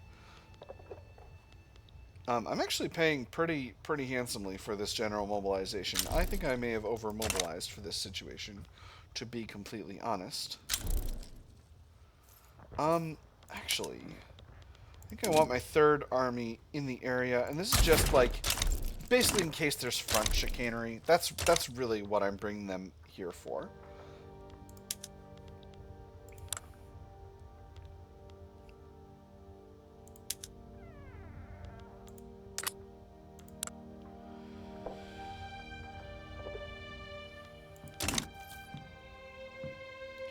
And again, I don't really think... Like, I'm not really worried about Mexico or Scandinavia really stepping in and creating a problem for me, because neither of them has an army that I fear. Oh, right. I was going to do that thing. Liberate. So transfer subject. Okay, still nobody in those two countries. Liberate country. Let me see. There's Maya, which is these two states. And there's Yucatan, which is this Yucatan. So, these two states are population... substantial minority Maya.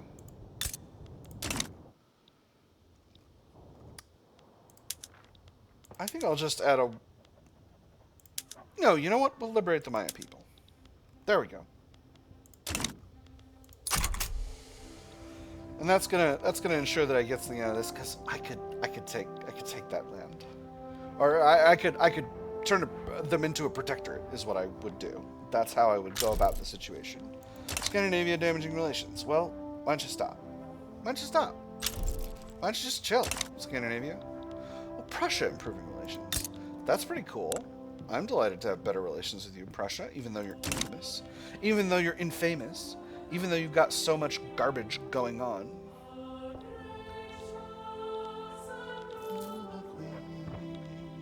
Oh, this song. I don't know what that one is. Ooh, human rights. Sort of shocking I didn't have that already. Are you kidding me? It's okay.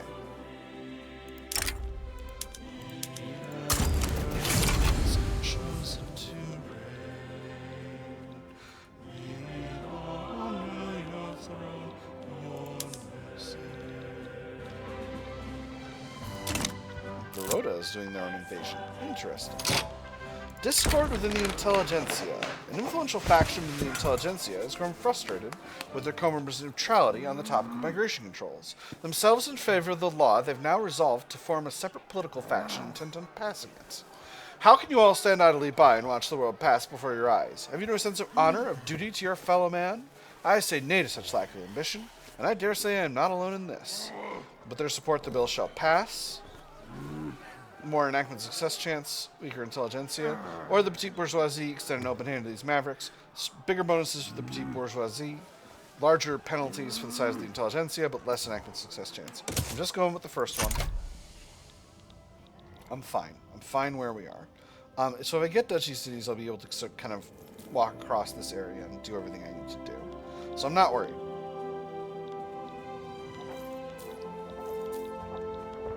I'm not worried about this. And if Baroda's naval invasion actually goes well, then I'll bring in this army to reinforce, and that'll be fine. I can't station them in Kutai, can I? No. No, I could enforce military access in Kutai, but I don't want to do that. And the reason I don't want to do that is really, really simple. It's because I don't want their liberty desire to go down. Although I suppose the liberty desire is gonna go down when they get a bunch of territory. So maybe I don't need to worry about that too much at all. 4th Mexican Army is in the Netherlands, which is very funny. What's this? A Hyderabadi radical revolt. That's exciting. I'd be delighted to be involved in that. If I could get a subject. If I could perhaps get a subject. Oh man. Alright, here we go. This naval invasion's going great. This naval invasion by Baroda, not so much, but that's okay. Rosa Luxembourg has been exiled from Russia. Interesting. Interesting. Ooh, the bolt-action rifle. Ooh, and I got Bosniak mass immigration. Very cool. Do I bring this army in here? Not yet. I think I wait till I've got the state, which I'm probably 2 battles away from doing. Now, this situation. Can't get a subject. Not worth it.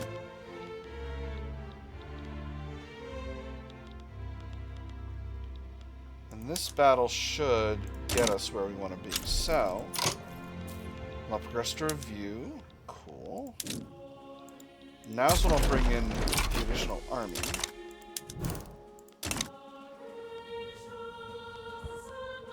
Coup in Orcha. Coup in Bengal. Interesting. Lualaba. Curious. And that's the state held. So, this army should still be on their way. They sure are. Beautiful. So, at this point, this army will simply walk across here, because I don't think they're being opposed right now. Yeah, here we go. So, there's North Borneo.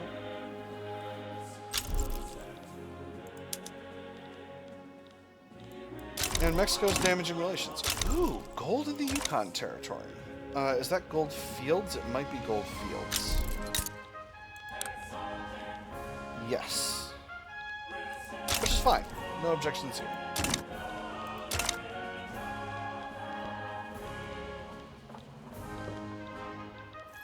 Alright, and we're continuing to push through. And we are able to move through the western part of the country because the impassable part is only part of Sintan. So we'll be able to help in Banjar before too long.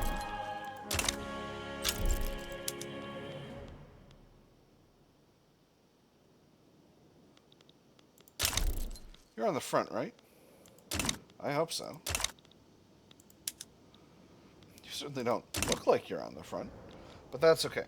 So, from here... Oh man, this force comparison is a lot less good than... Oh, but I bet that's a lot of units that are not here yet. So that's fine. Actually, we're winning battles really handily now. Okay, but they've got an army coming in. This is a Dutch army. But it seems like a pretty weak army overall.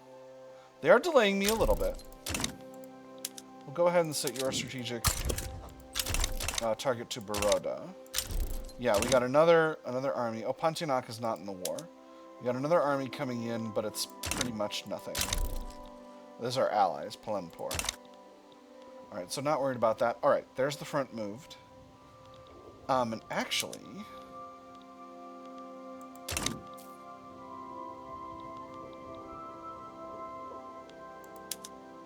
Alright, we are moving forward successfully here. A good vintage. The wine produced in Ontario has been lauded by sommeliers as outstanding. When people say that something ages like wine, they don't always make the distinction between wine and wine. So let me make that distinction. If you can get your hands on a bottle from Ontario, that bottle can be more than just a good time. It can be an investment. Make this an exclusive product for export, extra prestige, or increase production to meet booming demands, increased wine building throughput. I'm going to do the first one. I think this is sensible. Now, first Canadian fleet is a little bit over on troops. Needs another commander. Let's go with this. Well, alcoholic has reduced morale damage. Let's go with this petit bourgeoisie guy. Let's actually grab you, and we'll have you naval invade Yucatan with the 2nd Canadian Army, one of our strongest. I don't know why you're going to march across the United States when you could sail there safely, but it is what it is. Oh, I'm on speed 2 when I could be on speed 4. Why don't I go to speed 5, you ask? Because I don't like it. Nothing complicated, it's just I don't like it so much. I'm going to put these power plants ahead of these railways. And I'm going to put some of these glassworks ahead of the railways as well. Because these railways sure are taking their sweet time getting built, I must say. Not that I don't need them, just that they're taking a long time.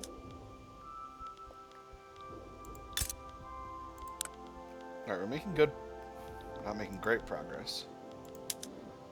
So this is a very weird situation where Baroda is like actively sabotaging the engagement by having this front here that's losing battles. Okay, so here we go. So now you got 29% occupation. Now this is a battle on the Baroda front where Baroda is losing. So they lose. And then we lose a bunch of occupation. This is very silly.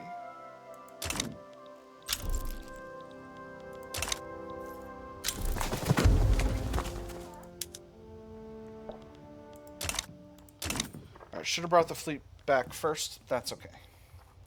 It's okay. Could have been smarter about it, but wasn't. Alright, so they've stopped naval invading now. So now I should be able to move forward on this front, although now all their armies are here. So it's going to be potentially a little bit more difficult. It's looking like we're still potentially...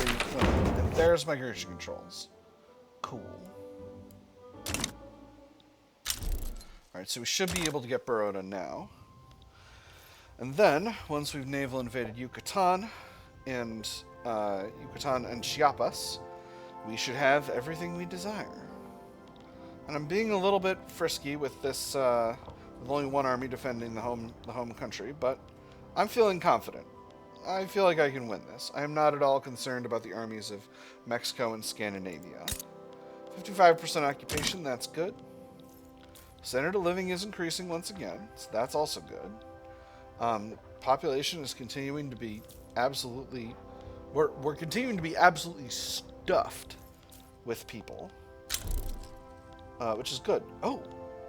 We have a new chief executive. Marc Pascal. Interesting. You are a Franco-Canadian Protestant, a moderate aligned with the industrialists, a ruthless political operator. Interesting. I think Ontario needs a little bit more bureaucratic capacity, is what I think. Yep, that's not the button. This is the button. We're a little bit short of authority. Do I still need my Greener Grasses campaign on Alaska? Probably not. You're probably okay at this point. Yeah. So we'll cancel that, and that should be a sufficiency of authority. Rest in peace, Thomas Powell.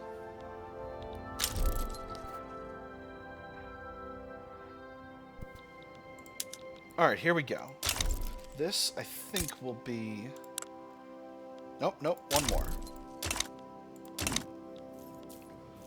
Did I just cancel something that said I had more gold mine capacity? Fucking Paras. Interesting. And we're definitely successfully invading here. Very good. Feeling reasonably confident about that. Now, how is...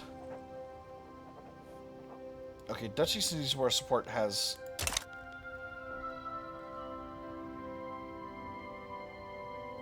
Alright, there we go. So now I've got a hold of Banjar. I'm going to leave one army there to deflect naval invasions, and I'm going to bring the other army home. So you can just be stationed here. And once we get this territory, we'll just go ahead and incorporate it into Kutai. Now, I am really eating through my gold reserve at this time. But hopefully, I can make this naval invasion happen in good time, and then... Actually... With 105 capacity, I should be able to safely bring in a second army. And if not, well, I can have 5 more ships and it wouldn't be a problem. Because this is the main front now. We are winning, but it's incumbent on us to continue to press forward successfully. Where on Earth? Ah, they're coming back this way. That's exciting. That's fun.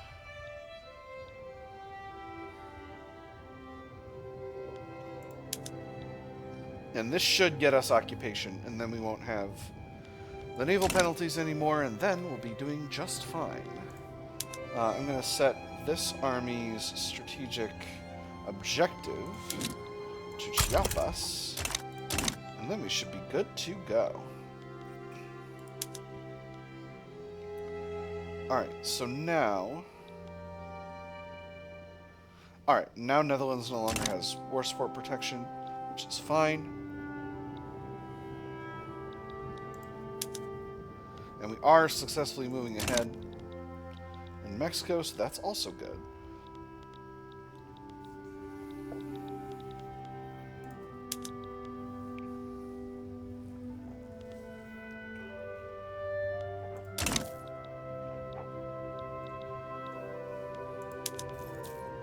Right, there's one battle won, so that gives us 26% occupation. I should form myself a power block. Wouldn't that be nice? Wouldn't that be lovely? I've got the influence for it. What type of power block would I form? I'm not sure. Probably a trade league at this stage. I think a trade league would be a good thing to have. And I think I'm very much playing a trade league type of country. Curious. How far are we into the episode? Oh my goodness, we're almost 2 hours in. That is astonishing. Yeah, I guess I was going a little slow at the beginning there. Oh. Maybe I should put up a poll about it. No, I'm not going to do that. I keep saying maybe I'll do a poll about it, but here's the thing. I'm just plowing through this Let's Play. I gotta say, like, I've been going buck wild with this. Oh, Los Altos is also part of Chiapas. Interesting. Maybe I'll need to take that... Oh, that territory is largely Maya as well. I said I was going to liberate Maya, right? Yes, I did. Alright, so I'll need to take Los Altos as well. But that's okay. That's easy. That's super duper easy. I can make that happen. Zero problem. Let me make sure I've got the necessary interests. I sure do. Oh, lost a general. That's not good. Check my armies. Ooh, third army. Whew, I think I saw that. Good thing I saw that. Alright, you're tactful. Reduce morale damage, extra careful maneuver chance, increased defense. That's pretty good. Yeah. I'll bring you in. You seem good.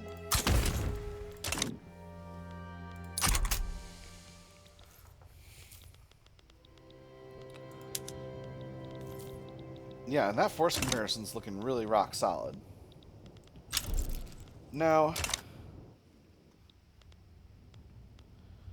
Oh, I've got an item up here.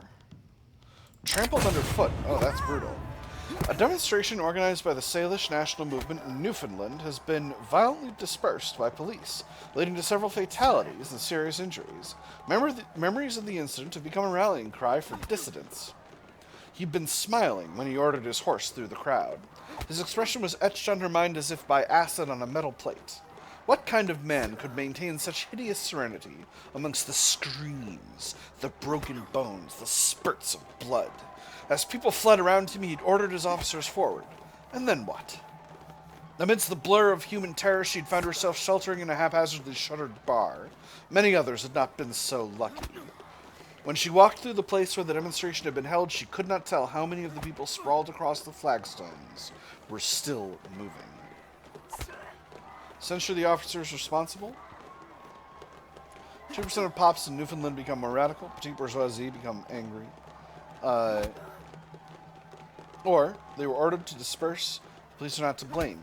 10% of pops become more radical. The petite bourgeoisie become happier. Here's the thing.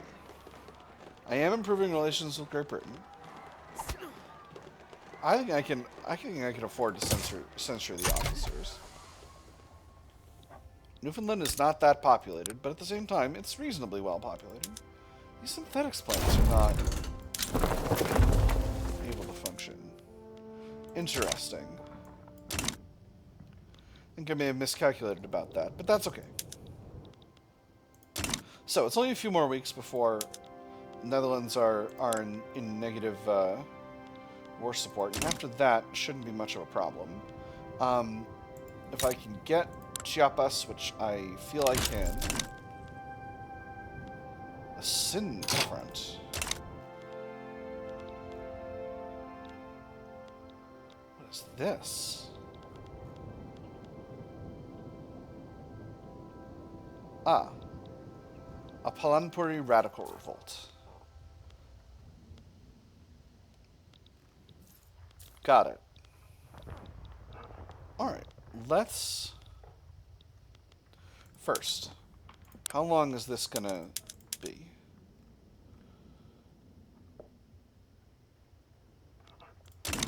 Okay, could be a bit. Let's move the 3rd Canadian Army over here to deal with this. I'm not hugely concerned about this whole situation. I'm not too worried about it. Cool.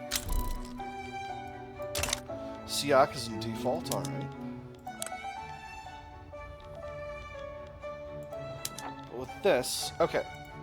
And now that Mexico is in negative war support, they'd be willing to accept it. Alright, so, beautiful. And that is a war. Now, unfortunately, I am committed in a diplomatic play. I'm going to demobilize the 2nd Army. I'm going to demobilize the 4th Army.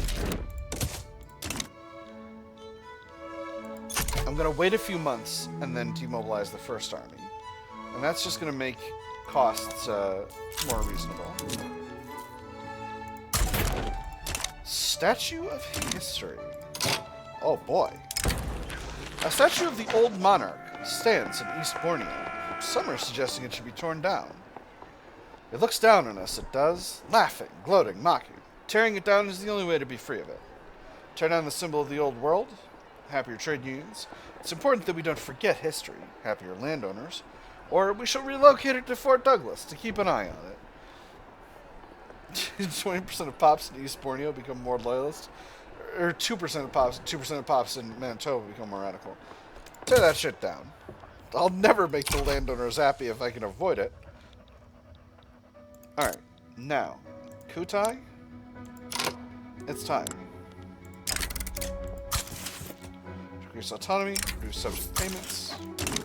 All is right with the world. Now, I can't grant you a state because I'm in a diplomatic play. Yep, that's the nature of things.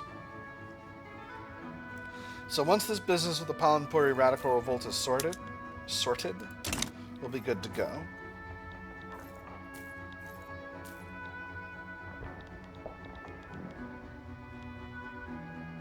Yes, I have a Bornean national movement, but that'll be gone soon. The despot of St. Petersburg opposed the arbitrary and illiberal rule of the Tsar of Russia. The armed forces have fallen in with the anti-Russian League. To all those who cherish liberty, Russia, under the boot of that pernicious Tsar, stands out as an example of the very worst excesses of despotism. In no country is the indomitable right of every soul to strive toward its own destiny obstructed as it is in Russia. And in no country is a greater threat found to our own liberty than in Russia. Russia must fall, for if it does not, we will fall in her place. Down with tyrants, down with Russia, they join it. How's the anti-Russian League? They're very happy. Or sometimes a firm hand is needed to govern well, they become unhappy. Are the armed forces marginalized? They are, incredibly. Although they're close. I'm going to let them join the thing. I think that's fine. Another event? No. Doesn't seem like it. Alright, beautiful. Maya. You have a truce with me, but we'll be better friends later. Alright, and costs are doing much better. We're still in July here. I actually think I'm going to leave the other army mobilized. I think it's going to be faster to simply win the war against this radical faction than it's going to be to demobilize them. Oh. Costs are doing better because I'm not building anymore. Alright, come on, market. You can do it. I believe in you. Alright. What are we... Wow. What? Give me a better import tariff on clothes. Alright. Hold on. I need more native textile industry. I need more native textile industry. I can go to bolt action rifles. Yes, that's going to be more efficient. Beautiful. I have so many textile mills. It's wait. I don't actually have that many textile mills. Alright. There are mostly in Manitoba and Saskatchewan. Let's increase their level by a lot.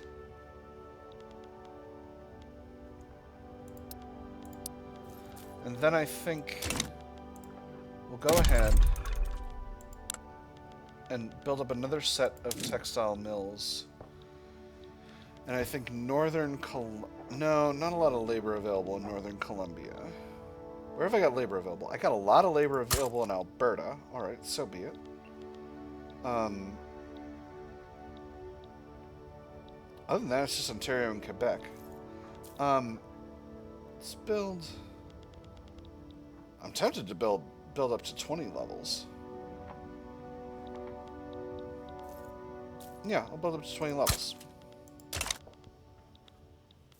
That'll cost me a pretty penny, but it'll be worth it long term. Mostly exporting oil. I do have oil available in Alberta, I believe. Where did I have oil? Oh, it was more oil in Saskatchewan. Alright. That's fine. I don't need that yet. But I've got a lot of labor available in Quebec that I could use.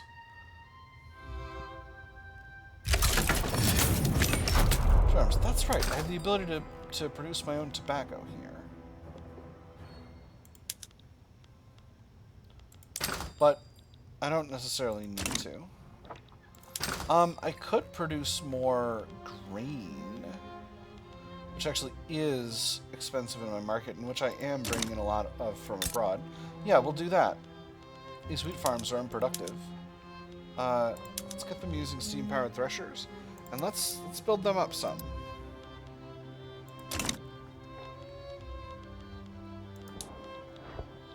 Alright, that should be enough construction for the time being. And this war should be finishing itself out soon. North German mass immigration. Cool. Yeah, so this is about the point in the game at which the European microstates start to go into their death spirals. And what that means is their populations are fleeing to places where it's nicer, like Canada.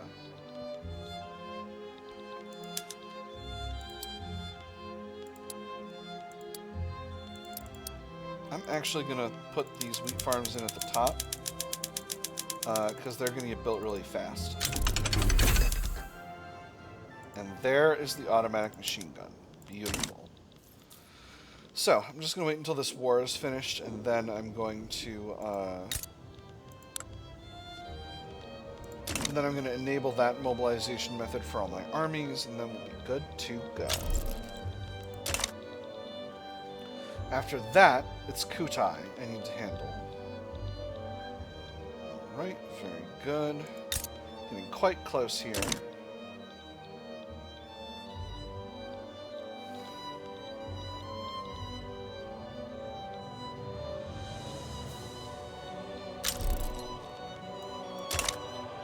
Oh, something going on in Bengal. There's that. Beautiful. Bengal, what are you doing? You got a radical revolt. Interesting.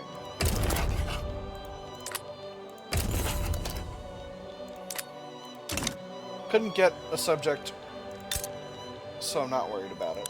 Alright. Great state. East Borneo.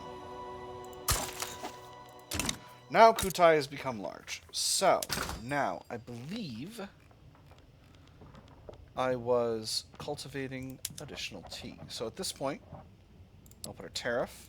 I'll increase the tariffs on tea, but at the same time, I will construct first some railways. Oh my gosh. The railway situation here is dire. Now, 5 levels of railways, and then we will simply T-max to the greatest extent possible. Yeah. And I'm going to queue in the development in Borneo first, just to get that knocked right out. All of these wheat farms in Quebec that are nearly finished will be above that, but they're hardly using any capacity, so they'll be fine. And they'll get done real fast. So, yeah, they're getting done in 1 week. The railway in East Borneo is a little tough, but them's the breaks. There's a little bit of penalties to construction capacity, mostly from turmoil. It shouldn't be that big of a deal. We'll be sorting it out in good time. A Kachin National Awakening. Investment pool is still growing at a very reasonable rate here. South Italian mass immigration. Excellent. What is going on in Italy right now? Sardinia, Piedmont, and two Sicilies have split the country. Oh my goodness, Spain's really in a kerfuffle over there.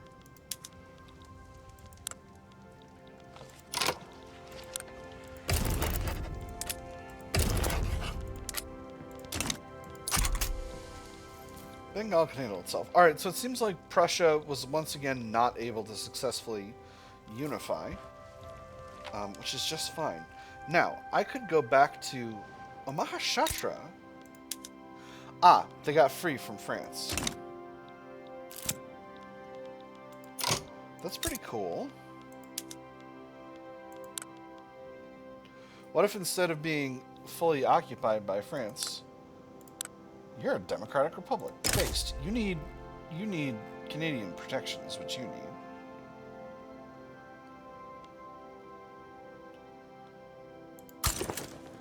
It'll be good. Literally, I didn't even check how much. 22. I'm so smart. I'm good at video games. I've got a front. I'm actually going to bring in a real army to do this. Not because I like you or anything. Baka. Alright, I'm getting very silly. Raising concerns. The petite bourgeoisie have expressed their concerns about government decisions clearly favoring the interests of the industrialists. You guys need to chill. I just gave you migration controls. I don't know why you're so... I don't know why you're trying to goober my government. Choosing is always hard. Not because the decision is difficult to make, but because the consequences can be a bit inconvenient. Rumors are spreading like smoke from a factory, staining the clear air of Canada with a dense and vicious poison. This needs to be addressed. Much happier petite bourgeoisie, angrier industrialists, or they need to accept we can't always please everyone. Saltier and weaker petite bourgeoisie. I'll go with that second one. I can't. I've favored you too much, petite bourgeoisie. All right, I've got an Athabasca national movement, which is not ideal. I wish I could get.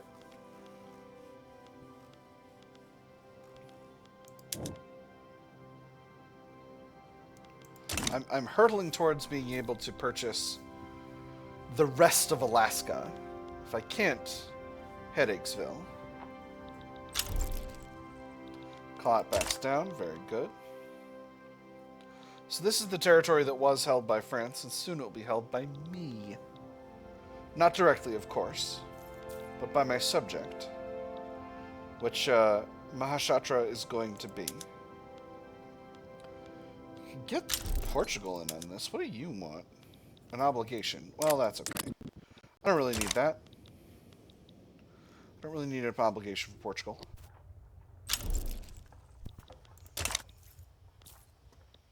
And we're doing very well with these tea plantations now. Obviously, they're going to have a bit of a hard time getting to market with no railway infrastructure, but the railways will be able to function. The railways will be able to function soon enough. This is partially my fault for overbuilding there in the first place, but it's worth it to end our dependence on foreign tea. That's my way of looking at it. We are actually making a ton from tariffs, mostly from paper. Excuse me? Am I bringing in a lot of paper?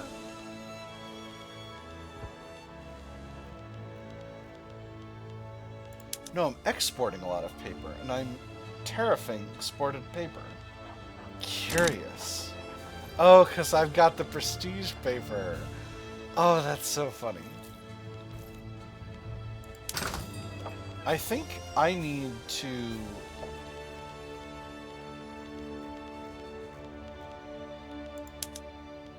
I am still tariffing foreign clothes. Alright, and we're getting to work on that textile industry. They backed down. That's lovely. I'm so pleased. Mahashatra, you've made me a very happy cat.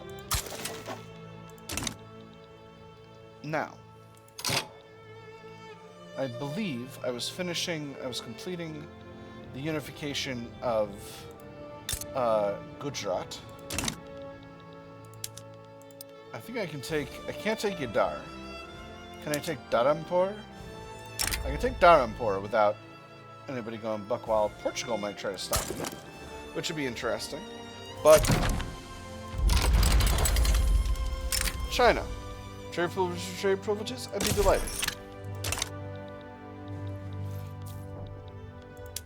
I'll send a much smaller, less expensive army in to deal with this. And if Portugal tries to stop me, then I'll grab Portuguese Gujarat, and that'll be fine. Benedict Gracie has been exiled from Liberia. Well, I hope he has a good time wherever he is that's not Liberia. I'm hurtling towards being sufficient friends with the Russian-American company to be able to do this. If not, oh my goodness, I've been embargoing Russia this whole time. But I've been doing it to keep the anti-Russian League happy, which consists of just a bunch of interest groups I don't care about. I don't need an embargo with you, Russia. It's fine. I don't need to spend the influence.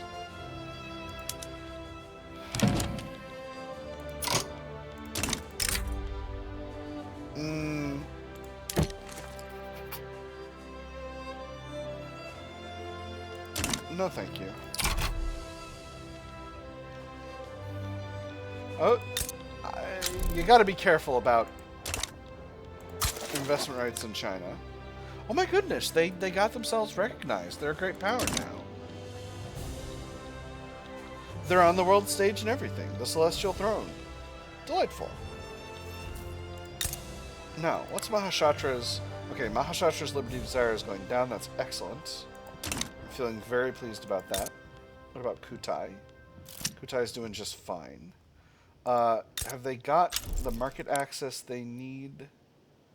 They haven't. You better not be...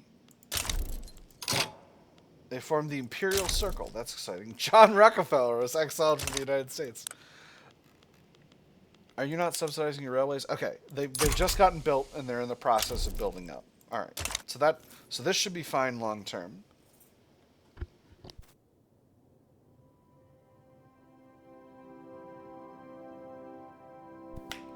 I'm still going to watch it like a goober, because here's the thing. I need to make sure that this happens, because I need to make sure that Kutai gets the infrastructure they need in order to function. Problematic policing. Police officers in uniform have been discovered supporting Canadian and British Union activities while on duty, lowering public confidence in the police force. A resident of Newfoundland comments on members of the police force that walk about in pristine uniforms with a hint of arrogance to their gait. Disdain drops from the onlooker's voice. These officers certainly think highly of themselves. They carry out errands for the Canadian-British Union and accept their gifts. They ignore their duty to the people of Newfoundland. As long as everyone is discreet, there's no harm. 5% of Newfoundlander pops become more radical. Not Newfoundlander pops. Pops in Newfoundland become more radical. Canadian relations towards Great Britain are improved by 5. Orwing to restore the public's confidence. Appeasement of the Union is reduced by -1, but 5% of pops in Newfoundland get more loyalist. I gotta do the second one. I know that's against my, what I've been working on with my petite bourgeoisie, but I got it. It's so many loyalists. Photographs of Canada. It's been suggested that we take and distribute some photographs of the country's most famous landmarks. So many wonderful places all across our country. It just seems right the world gets to see them too. We should distribute them internationally, 5% extra prestige. We should distribute them domestically, 20 legitimacy. You know I'm going for that domestic legitimacy. I'm always legitimacy maxing. Alright, so there's those textile mills running better. Now, this is the point where I ask myself, is there a value to... Ooh. Never mind. Let's electrify. There's the war with Dharampur breaking out.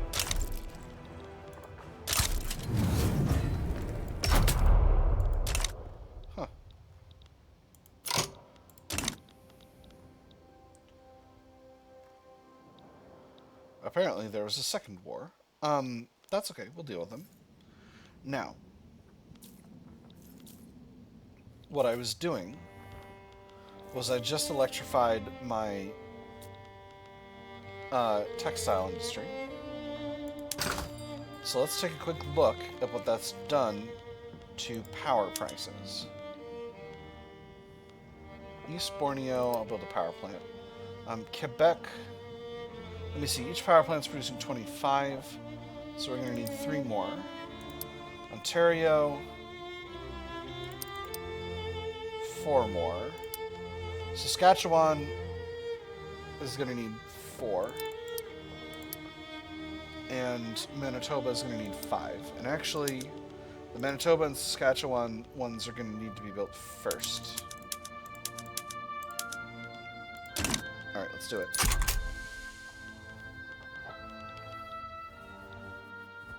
And this army's almost here, so they should be able to sort out the situation there. I don't need to worry about that. I can simply take both areas.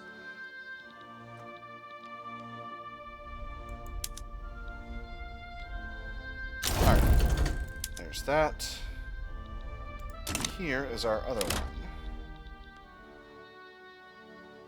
This is probably Gujarat. This is probably why, but they'll be incorporated into Baroda soon enough. Or possibly Panpur, depending on the religion of their population. Yeah, Baroda soon enough. And then it won't be a factor at all. And we're working on producing gourmet groceries. This is wonderful. I'm very pleased. Because that means we're getting that birth rate bonus, and that is also improving our situation significantly. Alright, there's that. Yeah, this population is largely Hindu. Gujarat. Have more of Gujarat. Alright, so this puts us at 21 infamy.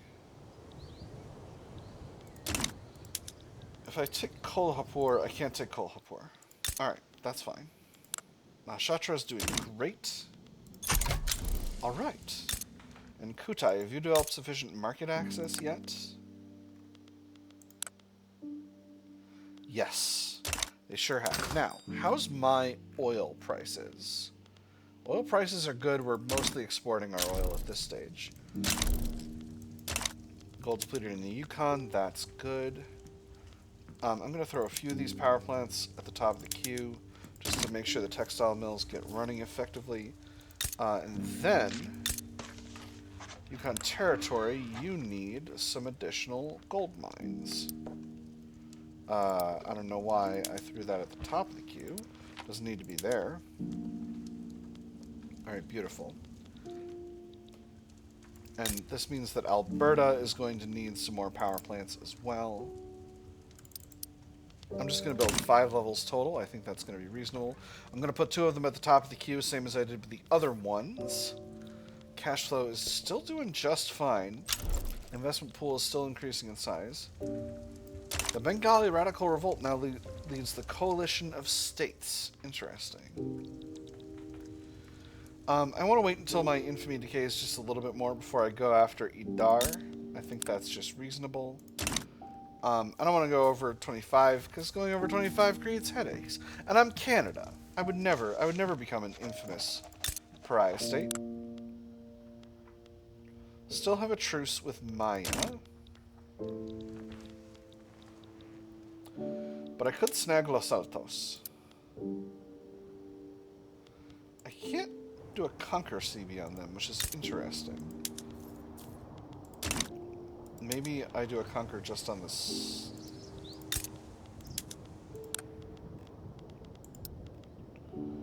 Unavailable demands. Why? Relations less than cordial. Okay.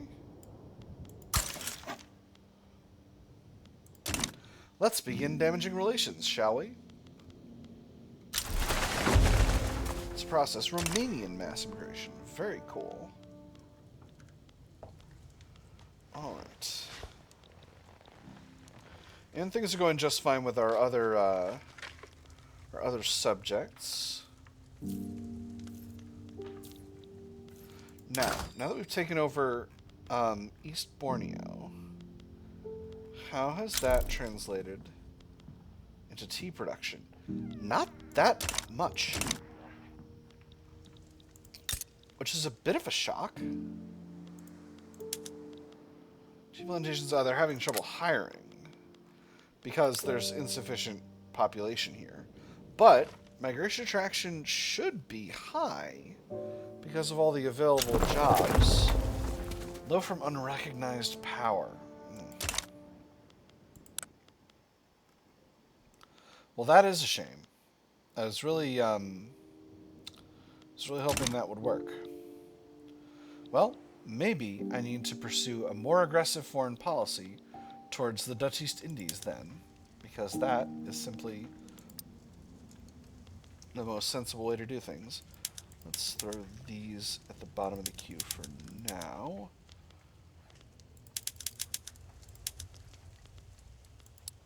Power plants get built pretty fast now in the current patch, so I'm not too worried about that. But still, better than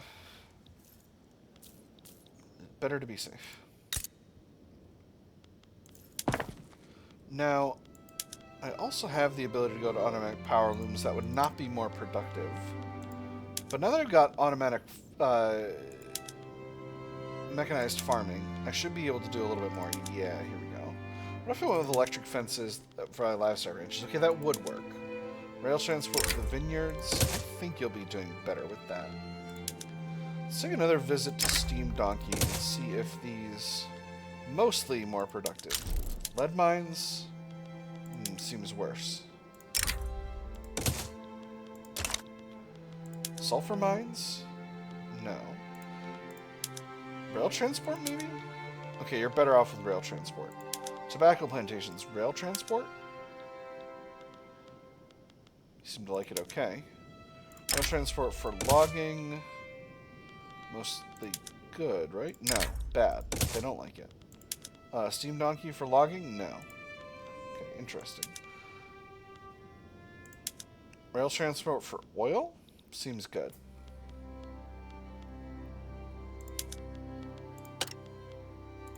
Huh.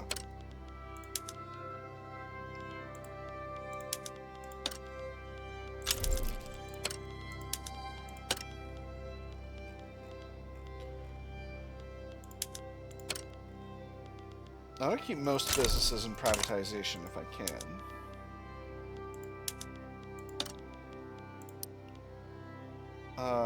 I'm subsidizing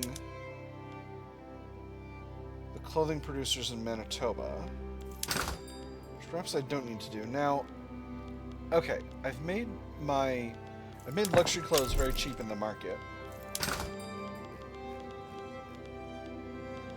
Alright, and now we're mostly producing our own clothes, which is good. We are still bringing in a bunch from abroad, but not that many.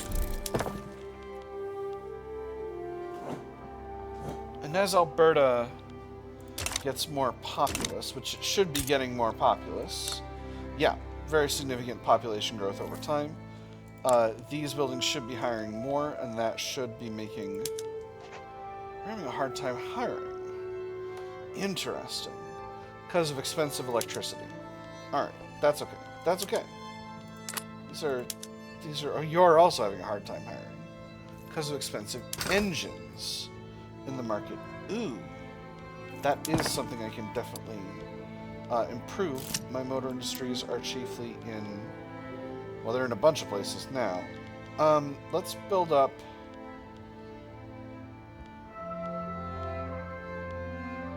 Let's build them in the main industrial areas, Quebec and Ontario, but then we will build a few more in Saskatchewan, Nunavut, and Northern Columbia. We'll significantly increase the size of the industry. General's misfired cannon. An affair between Louis-Joseph Poupard and Marc-Pascal Cauchon's spouse has reached our ears, threatening to affect his public image if we don't destitute the general. As if being caught in the act wasn't enough, Louis-Joseph Poupard stepped from the bath to see a telltale rash spreading. There was only one liaison he was seeing. Now there was no denying it, not even Not after his very flesh betrayed the affair.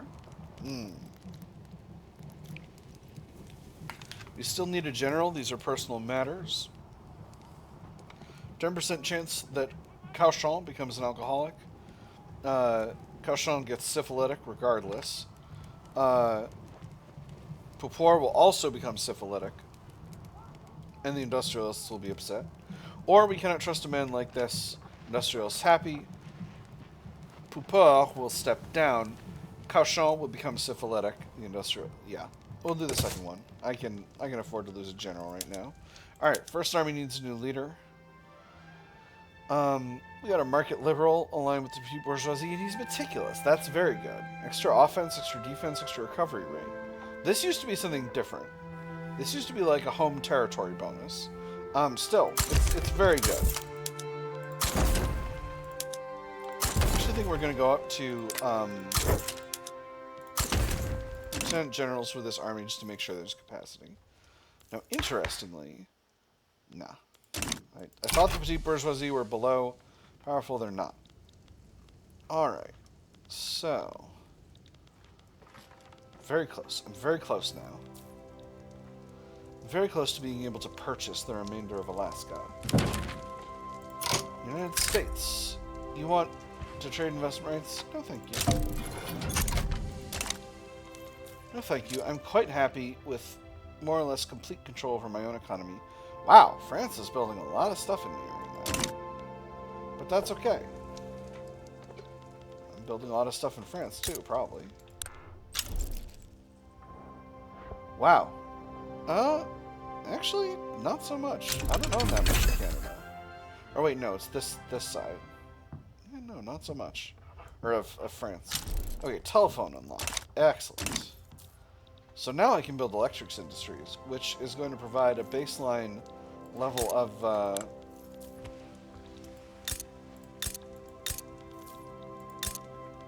which is going to provide a good baseline for my level of demand for my rubber industry, which is good. Let's build up Southern Colombia. Let's build an electrics industry in Southern Colombia. The Zulu National Awakening. Wonderful. And that means we're now hurtling towards radio. So, with radio in the works, we're going to circle back to military. We're going to do defense in depth. We're going to do sea lane strategies. We're going to do dreadnought. Concrete dockyards will be done by then. Getting extra innovation into tech spread, not as much as I should like. Alright, so after that, we'll circle back to... Actually, we're looking pretty good for production. Maybe art silk and steam turbine. Then we'll head back to military. We'll just knock out the remainder of the tier 4s. Actually... War propaganda matters more than submarine destroyer. And then we'll snag ourselves NCO training, flamethrowers, stormtroopers, concrete fortifications, military aviation, mobile armor. And then we'll be doing very well in the military game, and we won't need to worry about anything. Feminism unlocked. Excellent. Very good. Ooh, we've got extra levels of Social Security available. So this is interesting. I don't think I've ever had this while under poor laws.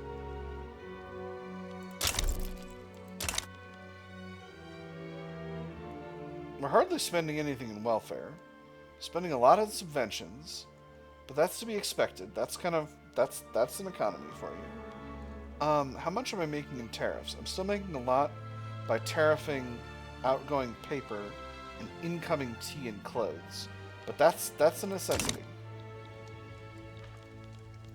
Now, I'm not within the top 3 producers of groceries, but I could try to become so. I do have I've got brine electrolysis method. Let's think about that at a later point. I do have the ability to become a larger food producer. I am in vacuum packing. could go to pot stills, but I don't think that's sensible. We're still building up industry. Nah, I think the private sector is building enough of that that I don't feel a need to worry about it too much. Ooh, speaking of the Russian-American company, let's make an offer on Alaska. Canada finds itself unable to protect its its North American colony of Alaska and appears willing to sell the territory to us for an affordable sum. The representative of Canada agrees to pay at the treasury at Fort Douglas to the diplomatic representative or any other agent of His Majesty, the Chief Executive of all Canada, $7,200,000 in gold. Make the necessary arrangements. I think this is going to get us the Russian territory. What is happening?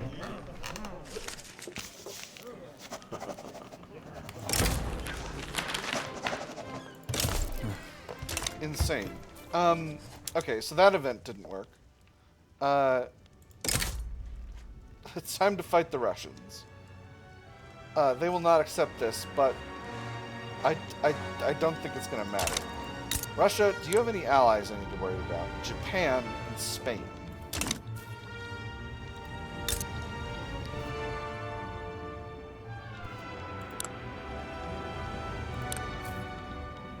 Not too worried about you.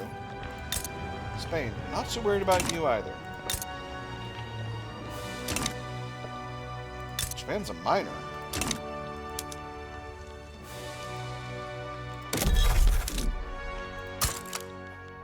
Hold on. Because if Japan gets in on this and they're a minor, I might be able to protectorate them, which would be extremely funny. I do love having a Japanese protectorate. It's one of my favorite things. Alright, well, I don't need to improve relations with Russian-American company anymore. They're broken. Alright. Truce with Maya, another 30 months. Don't need to worry about that too much. Just gonna wait until my interest pops up. Just to satisfy my curiosity. Revolution. Alright, Japan interest activated. Now, what if I just 99.8 infamy? Okay, I'm not gonna do that. This might be a mistake. Let's look at what Russia's doing militarily, though. So they do have shrapnel artillery. They have trench infantry. Not in St. Petersburg, they don't. They have line infantry. Wow. Yeah, alright. I'm suddenly feeling a lot more confident in my ability to take them in a fight. What about Japan? Irregular infantry? Japan, what are you doing? How did you... Oh, they're a minor. I'm like, how did you become a great power with regular infantry? And the answer is they did not. Alright. Inex. How much population is in this part of Russia? I guess I can just look here. Not many, but it'll be better. Alright. 7.2 infamy. I'm really not worried about it. Nobody's going to stop me here. So yeah, let's do it. Alright. I'm going to mobilize one of my larger armies. But I think ultimately this is not going to end up being much of a factor. I'm going to bring my fleet over to the Pacific. It's going to take them a long time to get there, but that's okay. Ultimately, well, no, actually, I'm going to leave them over here because it'll be more efficient to invade Russia on the European side than anything else. Could technically pull the United States in on this, but they would want to transfer some stuff, and I don't wish to give them anything. Spain sides with Russia, okay.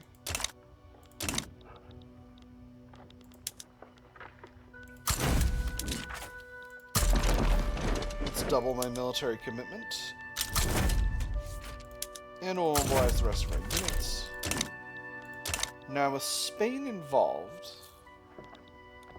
does Spain have anything I want in terms of war goals? Ooh, It would be nice to have the Khalsa Raj. But I'm a little high on infamy for that, so I won't worry about it for now.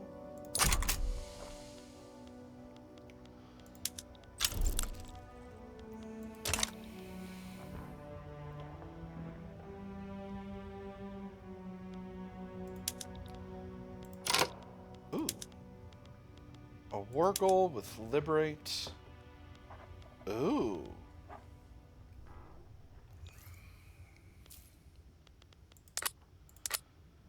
The thing is, I don't really think I need American help on this. I genuinely don't think I need it.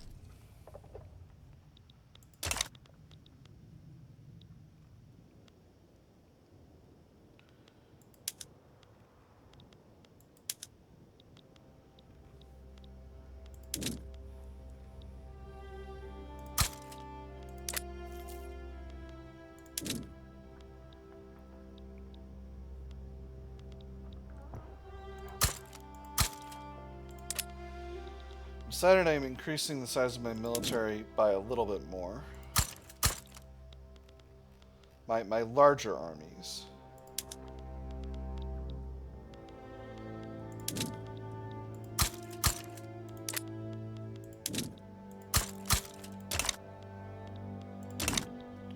Nothing extreme, just getting my power projection up a little bit. I am quite high in power projection. How high is Britain still, or in prestige? Britain is at 3,900. I'm at 2,900. So I'm getting there. I'm getting close to what they're doing. Put another army on the front. In fact, I think I'm going to put all my armies on this one front. If they naval invade me, then I'll come in and defend somewhere else.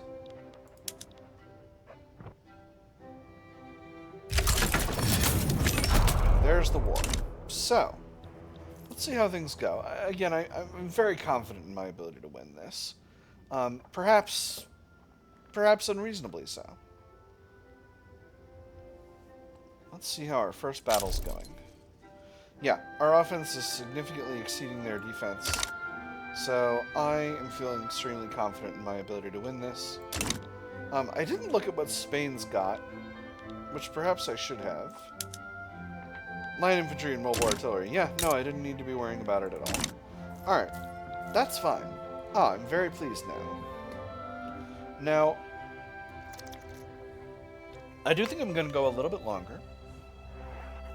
My goal here is I want to get to 36, or to 36.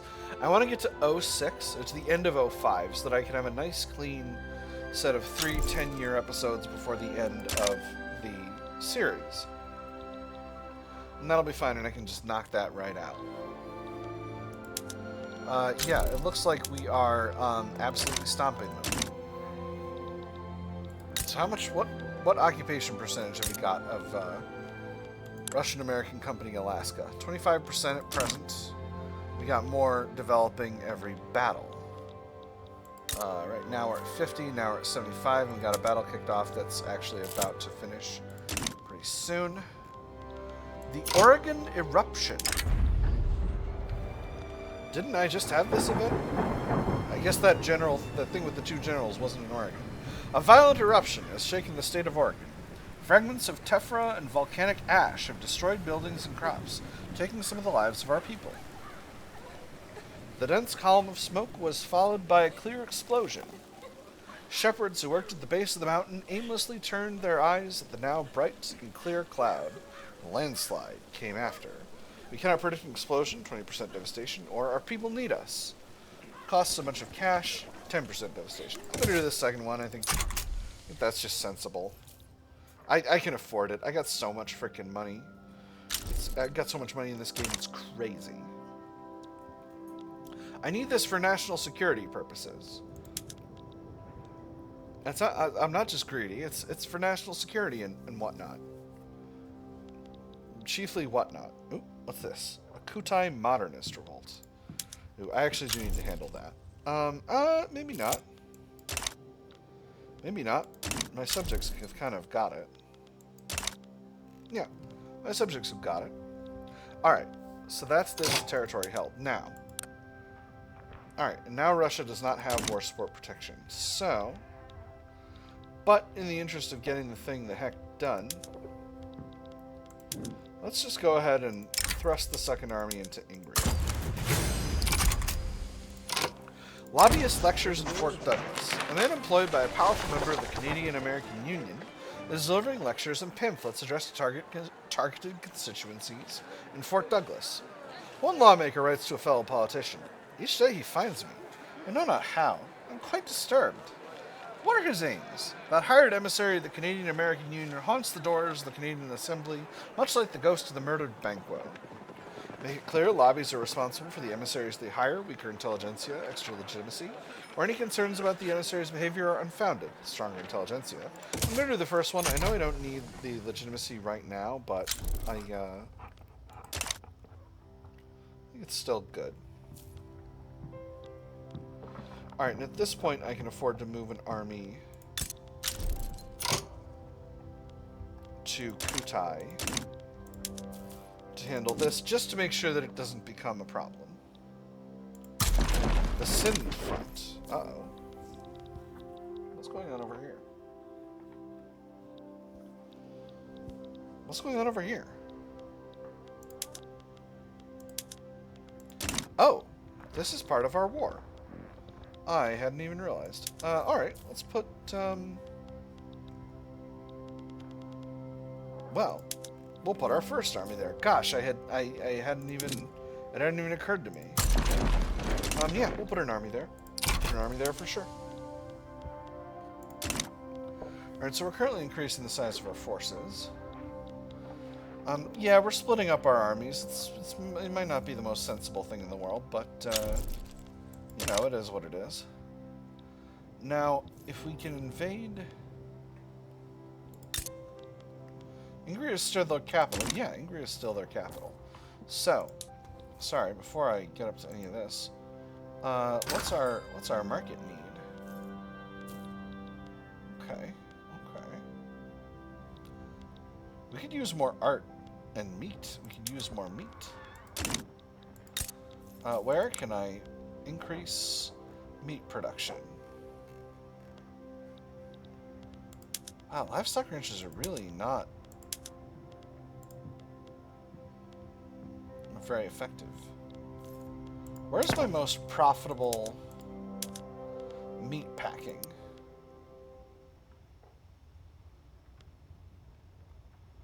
Nowhere, basically, is what you're telling me.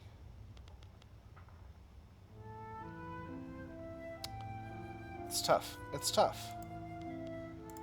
Let's build up the Maritimes, Saskatchewan, Ontario, just a little bit, just because I don't want to be buying foreign meat ultimately.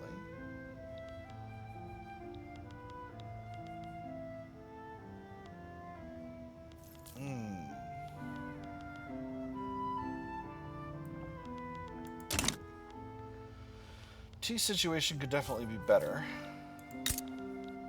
I guess now that Kutai is split up due to their revolt, things are a little bit more complicated. I don't know why these tea plantations are having a hard time.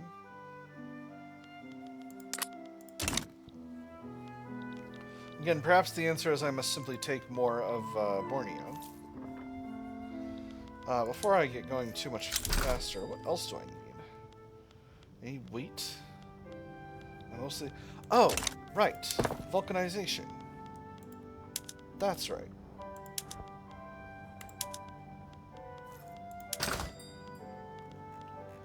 So now I've made rubber very expensive, but...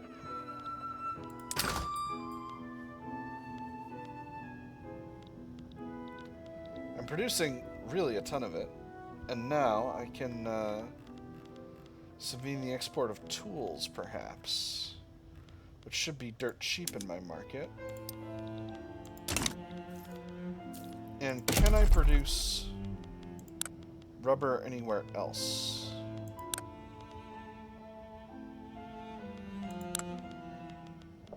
Is rubber in here?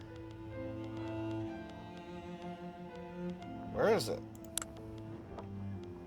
I'm gonna have to use the button that crashes the game. But I will bear the sacrifice for my people.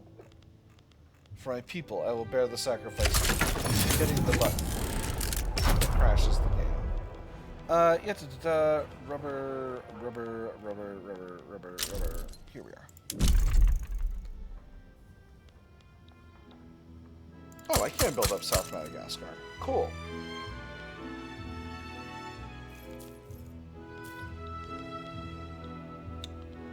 Ooh.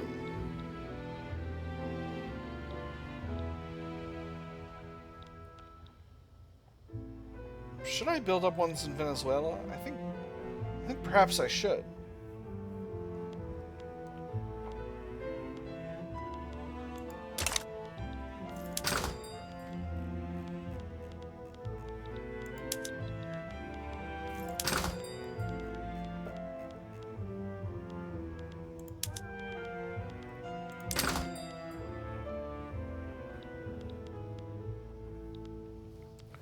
Okay, so, right, art. I was going to build up art. Where have I got my own... I don't want to invest in you, Ottoman Empire.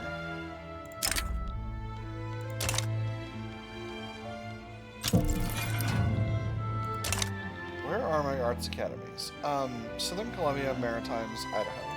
Alright, let's build up a few more of these. There we go. That should be fine. I say more than doubling the size of it. Perhaps I cannot afford to... What? Why do you have attrition? Because you're in foreign territory, technically.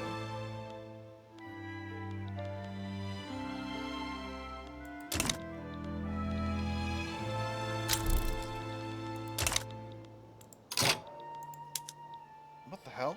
How are you exiled? You're in...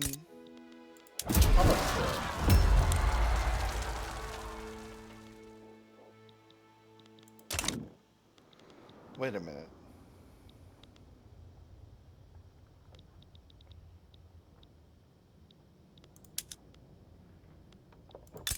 Well, I'm sorry, Palanpur.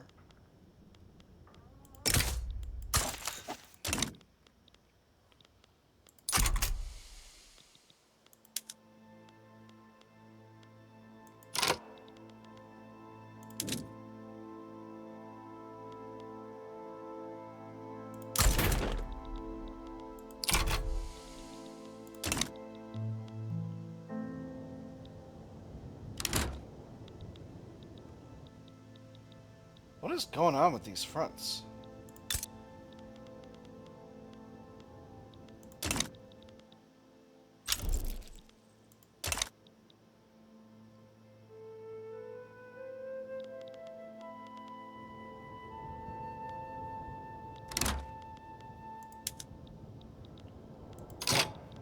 What is going on with these fronts? What has happened? Gujarat has become partially occupied, but there's no front.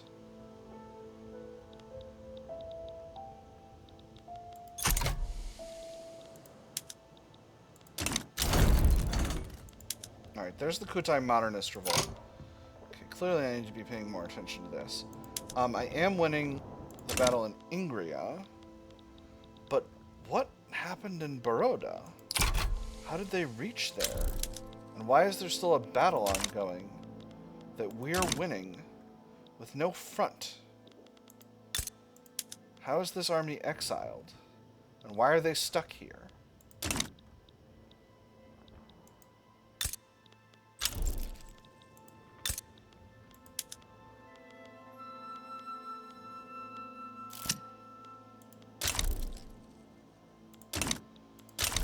This is weird. This is weird. There's something going on here that's goofed up. Inefficient agriculture. Oh. The industrialists have started complaining about the wasteful inefficiency of subsistence farms in Ontario. The fertile soil of our people suffers, relegated to tired and callous hands, too exhausted from manual labor to perform at a decent level, too poor to be able to use more advanced tools that would make them more profitable. This industry is just a useless investment. Won't matter if everyone comes to the city. I'm going to pick this one. These other ones We should modernize the farms. Makes it better for the aristocrats. Sounds like a good ground for a military base. Pisses off the industrialists and makes it better for military stuff. But I'm gonna go with the manufacturing. All right. Battle's still going well here.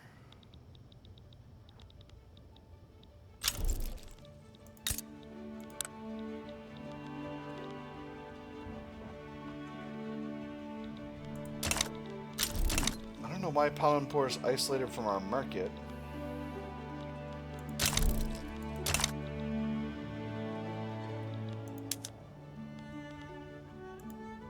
Alright, hold on. This is goofed. This is goofed. I need to get these units out of here.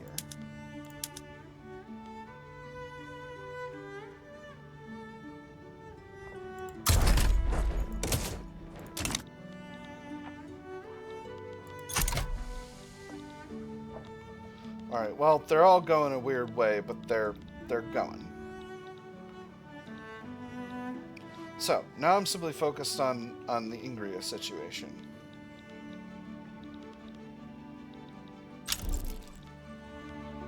Cuba is damaging relations. Okay.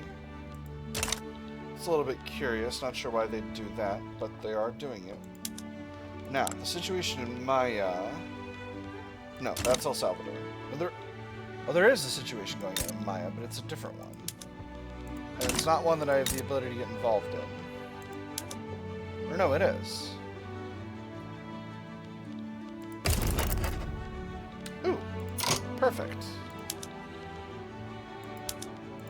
I would love to have Maya as a protectorate. Excellent.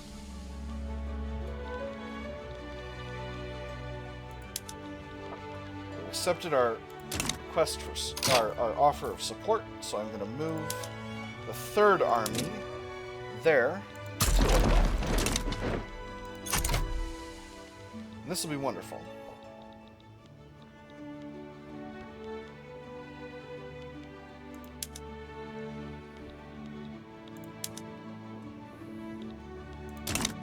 Now this army's organization is goobered, but I am actually still winning my battles.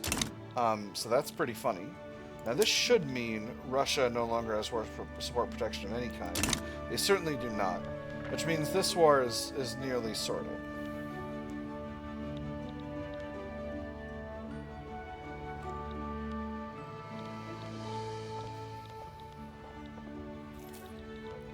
Beautiful. Actually, that ended up really working. Because now that our organization is going up, we're doing a lot better. Although some of these battles are... Nope, these battles are wins for us. Alright, Russia. Give me the thing. They still won't. I mean, they need to be beaten up a little more. Well, that's fine. I'm more than happy to oblige. Canada has the strength to fight as long as Russia wishes to be involved. All right, so I'll split up these armies in a minute once this war is over, and then we'll recreate the Canadian First Army.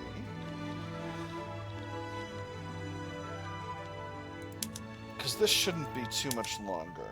Yeah, one more week, just one more week of war. All right, that should do it.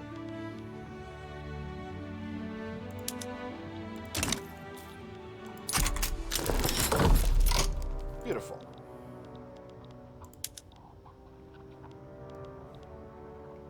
Where are you going?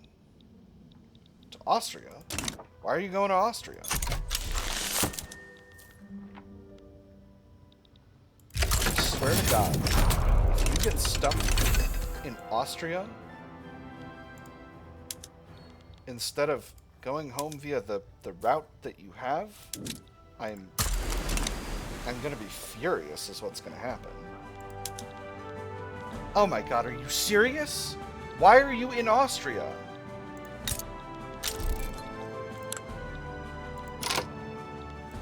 Hold on.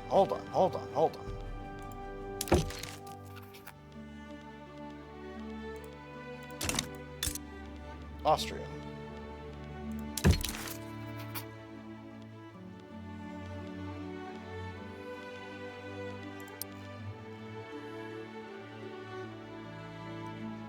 A strategic adjacency is needed to get military access. I don't know what that means.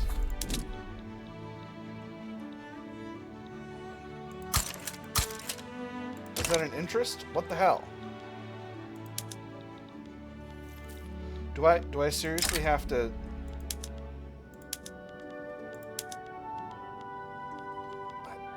I guess I have to. All right. Well, it's fine. It's fine. These things happen.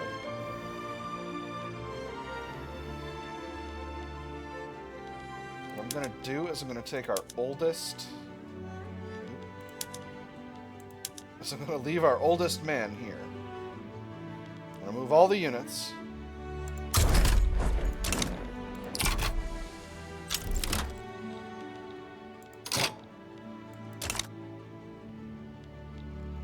All right, hold on. What's going on with all this? So Britain and the United States are fighting. The United States is going for transfers of Puerto Rico, British Senegal, the Mosquito Kingdom, Sinai, the Philippines, the United Baltic Provinces, and the United Baltic Provinces, and the rest of Sinai. So all of Sinai, and then they're trying to enforce investment rights on the Ottoman Empire. Brazil is trying to force investment rights in the Ottoman Empire, and then the UK are going after Liberia. Okay.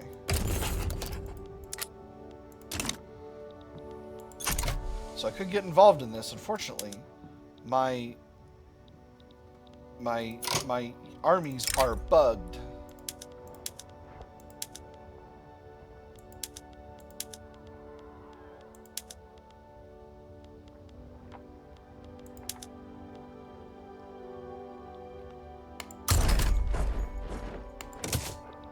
Okay, hopefully this should sort it out. Yes, okay, they're going now. Okay, so I think I'll probably actually get involved in this. Weapons of war. Boy. So there's the combustion engine. That's good. We can now have an automotive industry.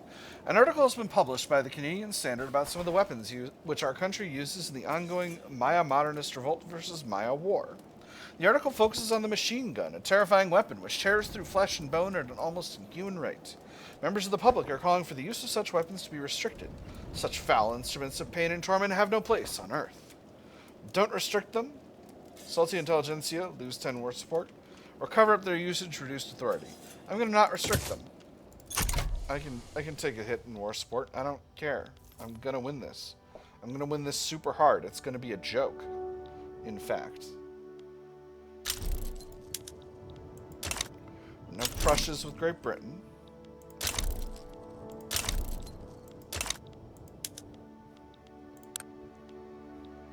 Now the United States is uncertain. Again, it is ultimately better for me to align with the United States.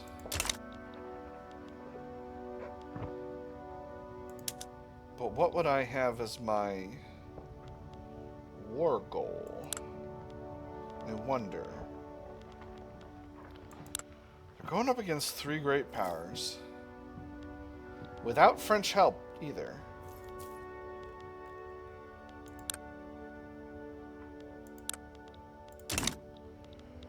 They're going to try to pull me into this, I just know it.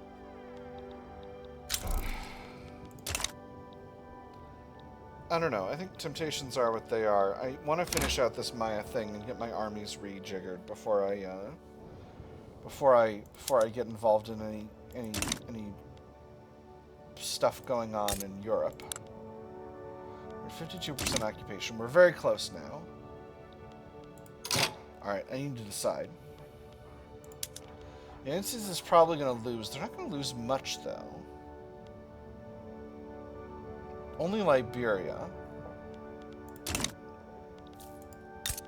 They've gotten very, very infamous over this. You know, I'm going to leave it be.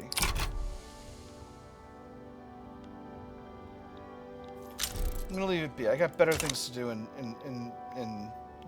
Maya country.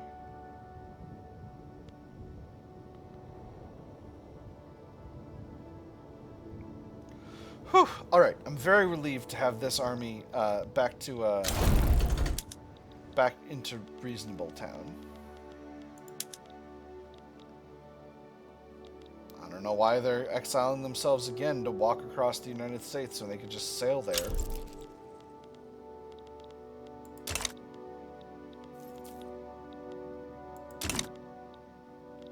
But it is what it is.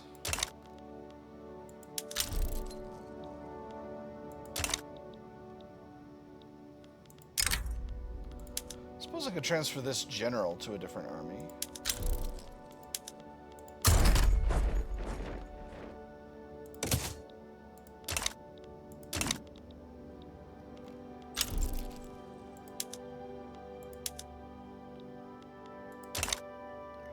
Whew, all right, lots of announcements. Electricity shortages, that's okay. That can wait. All right. So, my units are back home. A new army. 2 fellas. We'll grab... Oh, gosh, what was it? I got a total of 119. Okay, I think it was 40, 30, and 5.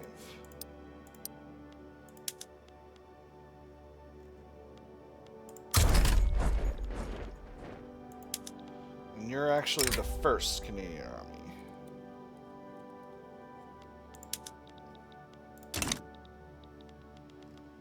And then...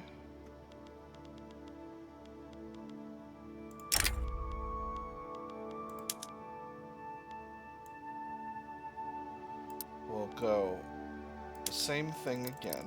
40, 30...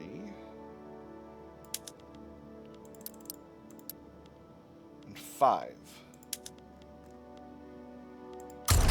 To a new army, and you're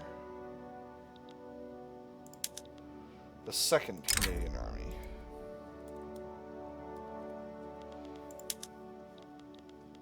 And you each need a little bit more command capacity.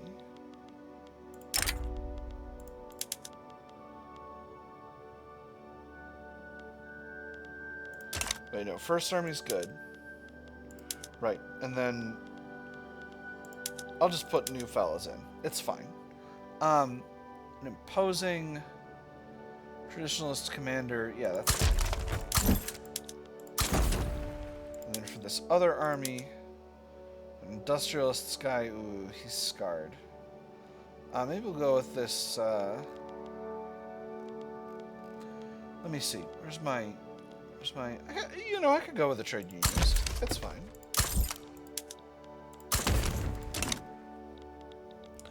Alright, now, electricity shortages in the Northwest Territories and Nunavut. By how much?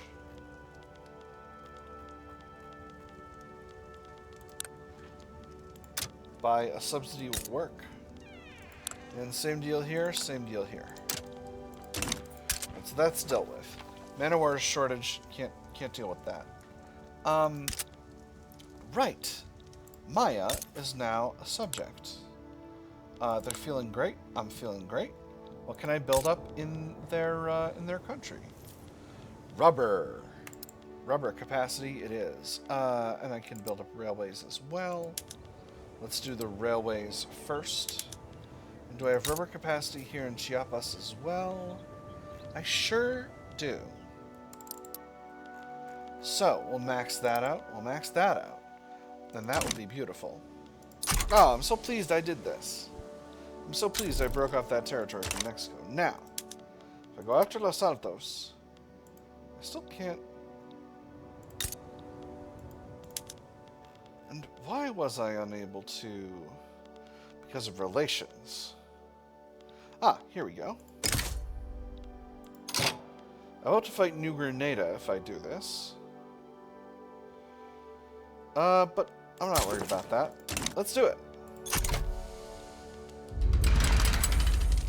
Beautiful.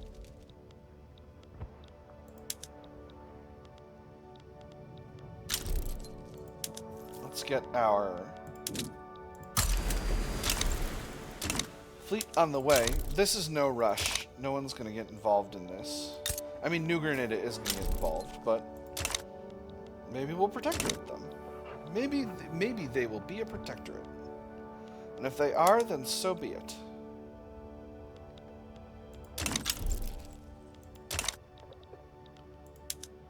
Alright. Whew. Oh, man. Getting armies stuck in places in these... It's like... Here's what's going on with me with this. I'm used to armies being stuck in places being a Hearts of Iron 4 thing.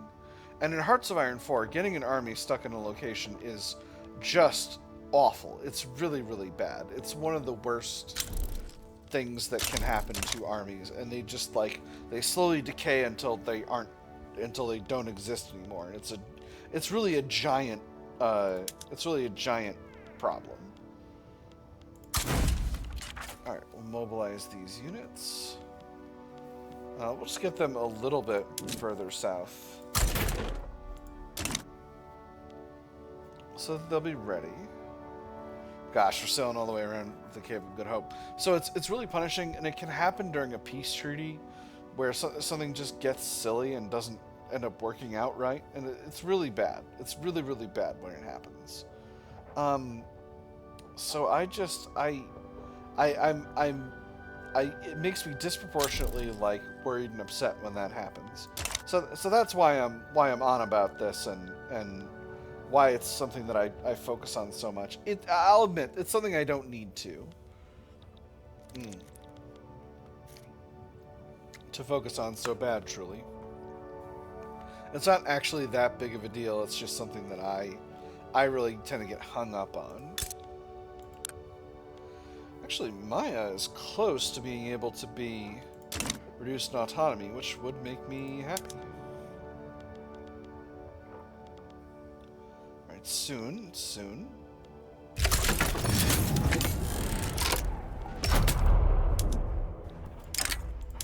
Alright, let's get our smallest army involved. And this shouldn't require much more than this. In fact, that should be all this requires. Now, do I still have other protectorates, or are you the only one? Yes, Mahashatra is a protectorate. I'm going to convert Mahashatra over now, while I'm thinking about it. We'll do subject payments, same as we always do. We're getting a very solid block of cash flow from our subjects at this time. I'm really glad that they consolidated this down into diplomatic pacts into one thing, because I think before you needed to like compare it to the other ones, to a negative line item as well, but I don't remember. I recall it being a thing, but perhaps I'm making it up. Speaking of Mahashatra, it's having a socialist revolt. Which may be fine, which is probably going to be fine. Yeah, which looks like it'll be fine. So I think after this is when I can go after Idar to incorporate them into Baroda.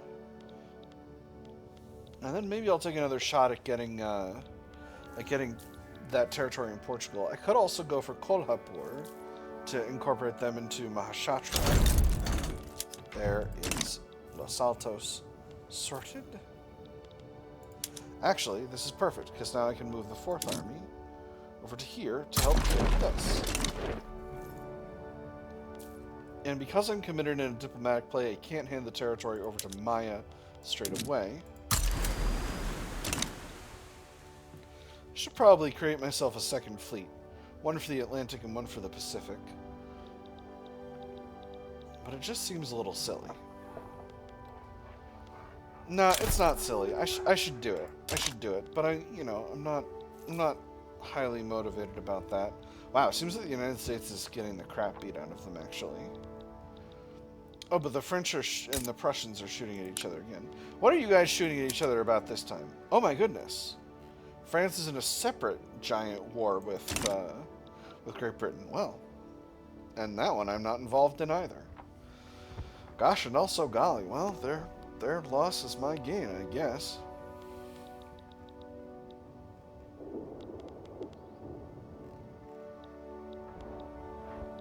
Right. Standard of living continues to be rock solid. Don't I really have any more institutions to increase? I'm probably short of taxation capacity in some areas at this point. Oh my goodness, I'm so short on taxation capacity. It's crazy. All right, hold on. This is getting a little silly. I need to increase my construction sector. So, Manitoba, 4 levels. Northern Columbia, 2 levels. Saskatchewan, 4 levels. Southern Columbia, 6 levels. What's that put me at? That puts me at 4 more levels.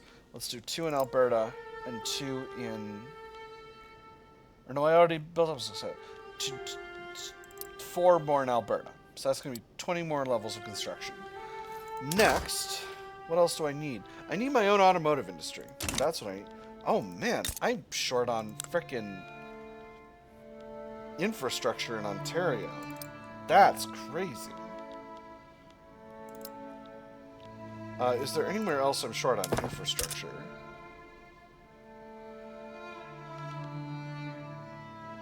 Nunavut. I need more railways in Nunavut as well. Not too many though. Could probably do with 2. Alright.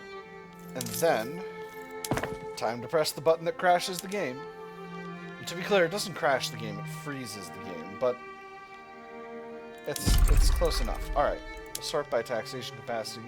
So I need 5 more levels in Ontario. I think I need 7. The Maritimes, I need 4. Quebec, realistically, I need 2. Alright. So that's all that. Alberta could use another railway. Northwest Territory could use another railway. Yukon Territory could use another railway. Alberta. Northwest Territory. Yukon Territory. And then the other thing I need is an automotive industry. Let's build that in Manitoba, my capital.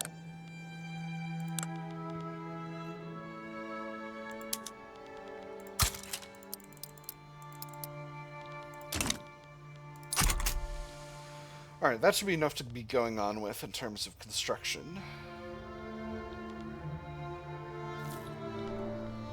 Alright.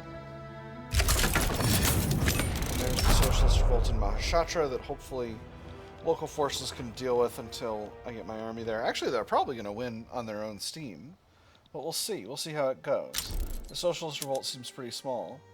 Oh, maybe local forces will need my help. Alright, well, I'm glad I've got some fellas on the way. Prejudiced employers. Greek people are having a hard time getting employed in the Maritimes due to the prejudices of some Anglo-Canadian employers. I went to apply for a warehouse job. They took one look at me and told me that this job wasn't for my kind. Work is for everyone, reduced authority, or it's if the boss decided they hire, -2 standard of living for Greeks in the Maritimes. Work is for everyone.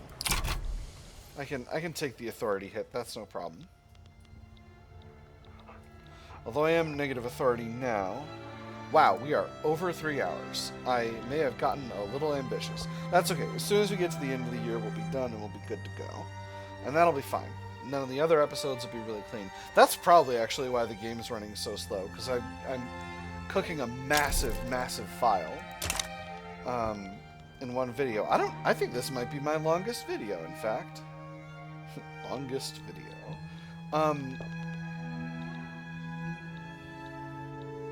Right. I don't know what happened in Palanpur, but I want to conquer the. I want to steal the Kalsaraj from Russia. That's what I want.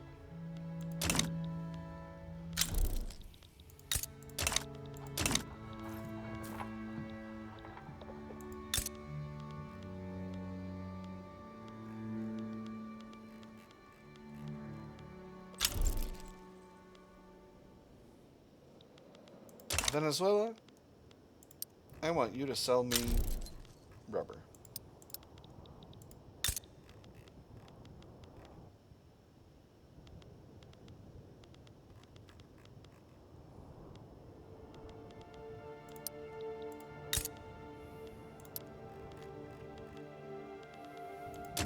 Cool. It's a plan. I'm planning. I'm finally spending down my huge gold reserve. My investment pool is still absolutely bananas, though. How's employment? Employment's doing well. Employment's doing great, actually. I'm doing rock solid. I need some more construction sectors, if you can believe it. And so this should be sorting itself out pretty soon. Almost got the Socialist Revolt. Oh, actually, no, not quite as much. But a few more battles. A few more battles and it'll be good to go. I'm also almost producing gourmet groceries, which would be very, very nice if I was doing, because that would make my food industries way more productive. Great Eastern Crisis? In 1905? You kidding me? On an empire. What are you doing? Maybe I should start a forever war with the Ottomans just to create a problem. Although they've got some pretty good pacts. So maybe that would not be useful. All right, hold on. Hold your horses, Fort Douglas Advocate. I'll be with you in a moment. I'll be with you in a moment. I just finished freaking out about my armies, and now I'm doing other stuff. All right, before I forget, Maya. Before I do this, you're not willing to have your own. It's okay. It's okay. Grant State, Chiapas. Now you're willing to have your autonomy reduced. Have your autonomy reduced. Research payments. That should give us a little bit more capacity for rubber in Chiapas, which indeed it does. Keep rubber maxing. Infrastructure is just fine. You need some trade capacity, sir. Sir, you require trade capacity. You need trade capacity here, too. Golly, Mexico really goobered this, the economy of this area, huh? Brutal. Alright. Anyway. The Fort Douglas Advocate, an explicitly partisan newspaper founded by members of the Salish National Movement in Fort Douglas, has published its first issue. Between advertisements and political cartoons, it hosts ruthless critique of government policy. There was a certain brilliance to it. By printing it on the cheapest paper, by skimping on ink, by flooding it with advertisements and large text, one could produce a profitable paper for only a penny per copy, whilst its competitors sold for 5 to 10 times that amount. By making the paper relentlessly and shamelessly endorse a certain viewpoint, one could have every working person in the city aware of it by evening. If one's competitors refused to stoop that low, they would become responsible for their own suffocation. How long can a partisan paper last? Stronger Salish national movement? Or, as that so deny them a printing license, weaker movement, but more active. I'm going to do it the second one. I think as long as they're at 0% support, they can't actually pop off. I'm going to increase the size of my universities, because I need a little bit more, tech. Ooh, I can go to tuning method streamlining. Excellent. I've got 50 levels of universities right now. Feeling reasonably confident. I got 2 levels in Alaska. I actually got 4 levels in Alaska.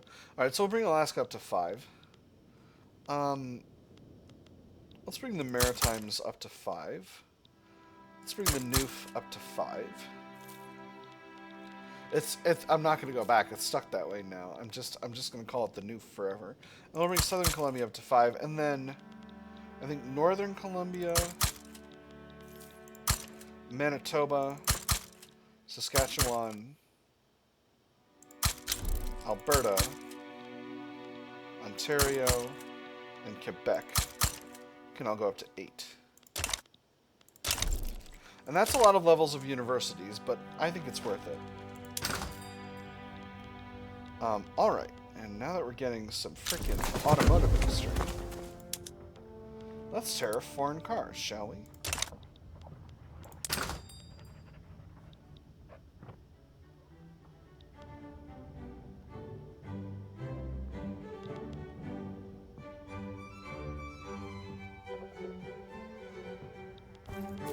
Not producing as many cars as I thought I was going to produce.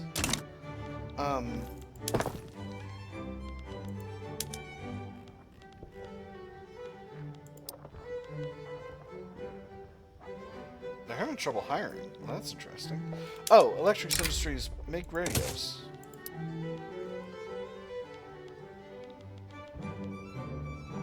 Beautiful. Yeah, I know you need them. Oh, I don't know any military methods that require them. Well, radios are still good. So now, electricity shortage in Idaho. Alright, so we need one more level here. Southern Columbia. Price, I need 4 more levels here. We'll build 6, actually. And the Maritimes. Local prices, I need 4 more levels here.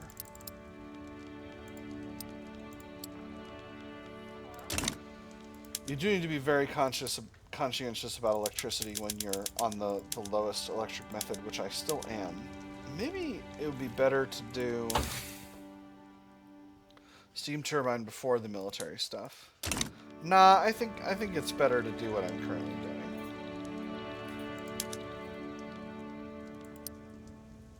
Franchising. That's cool. I forget what that does, but it's cool. Oh, it's probably about building buildings in other countries. That's rad. Alright, now I don't have any more market access issues, do I? Here. I don't know what that is. Oh, it's probably something about, like, setting yourself up when you have a famine. Alright, so I'm at 2620. Great Britain still has a very, very large army. But... Ooh, there's electric railway. That's perfect. Alright, now, speaking of power, let's go to electric engines. We're going to do it. Quebec and Ontario are going to need a lot more power. How much more? A ton. That was dumb.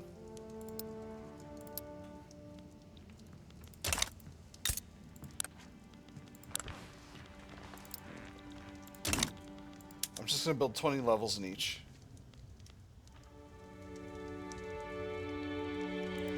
Is that the most efficient way of doing things? It isn't. Is it what I've decided to do? Yes.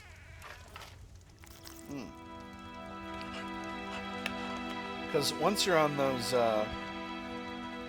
electric engines, fam, it's bananas. It's bananas how efficient that makes your motor industries. All right, so with this other stuff, I think you can safely roll the universities down to the bottom of the queue. To get myself all the unlimited power that I desire. Yeah, and trade centers build really fast. I'm already in May of 1906. My nerds. I'm sorry, it's just... I'm silly. I'm very silly. Where am I with this episode? I'm at 324. Yeah, we'll call this a 3.5-hour episode, and we'll close it out at the end of June. I just get caught up. I love managing my economy. I love throwing my little levers and all that good stuff. I just love it. It's nice. Ooh, modern port method. That's very good.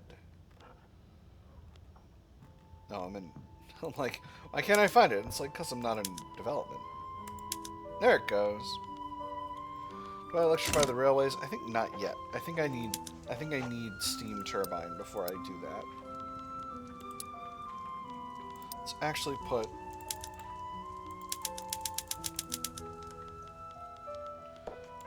I want the Ontario and the Quebec ones to I want to do them in 2 waves. I don't want all the ones in Quebec to happen first and all the ones in Ontario to happen after, or vice versa. Oh my goodness. Petite bourgeoisie petition government. Representing his constituents in the petite bourgeoisie, Peter McBride has issued a formal petition to the Canadian government to pass wealth voting. You all know how petitions work. We're trying to close out here.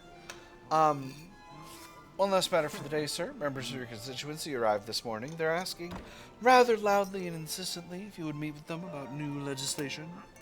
Well, is that it? Goodness, you seem as if you've seen a ghost. I'm sure I can spare the last hour's delight for them, can't I? I believe so, sir. They were not taking no for an answer. They must understand the present situation doesn't allow for this. I'm going to tell them no. I'm not going to let voting happen. Dye Works accident. Several workers died today at the Saskatchewan Dye Works when an industrial-sized tub of hot dye accidentally spilled out over the workshop floor and the unsuspecting workers. Locals are upset about the incident, claiming that poor safety regulations in the hot and dangerous workplace are to blame for the accident, and are urging the government to take action. As rescue workers left the scene, several workshop employees were left to die. We shall all die sooner or later. Extra mortality for laborers in manufacturing. 5% of laborer pops become more radical in Saskatchewan. Or they shall not have died in vain. No radicals, stronger trade unions, mortality same as the other one. I'm going to pick that second one. I think that's just sensible. Now we're producing engines. Now we're producing engines at the wazoo. Alright, cars demand continues to increase. That's good.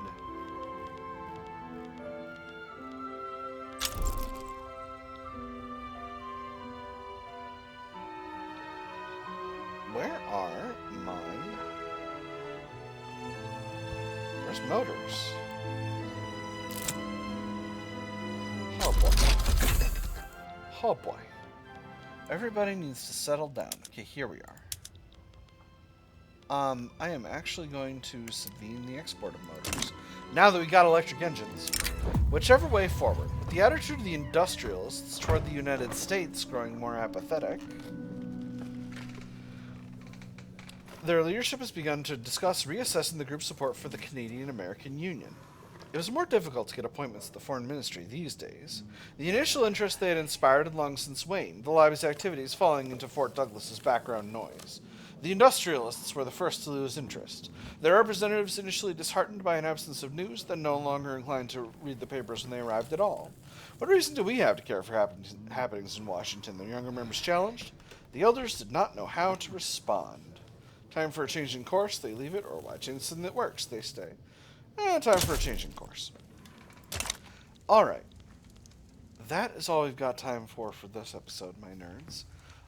I feel like we're doing great. I've gotten a little bit blasé about managing the economy, but I should like to continue being careful with that because I think I can get us. I think I might be able to get us to first if I continue to grow. In terms of foreign policy, I feel like we're doing quite well. Our one issue is our dependence on foreign tea, which I will be able to solve through careful, selective colonization of different areas, and maybe going after the Dutch East Indies again, which I am able to do next episode, if I remember, which I might not. We'll see. That having said, that is all the time I've got for tonight, my nerds. I have had fun. I hope you all have had fun, and I will see you on the other side.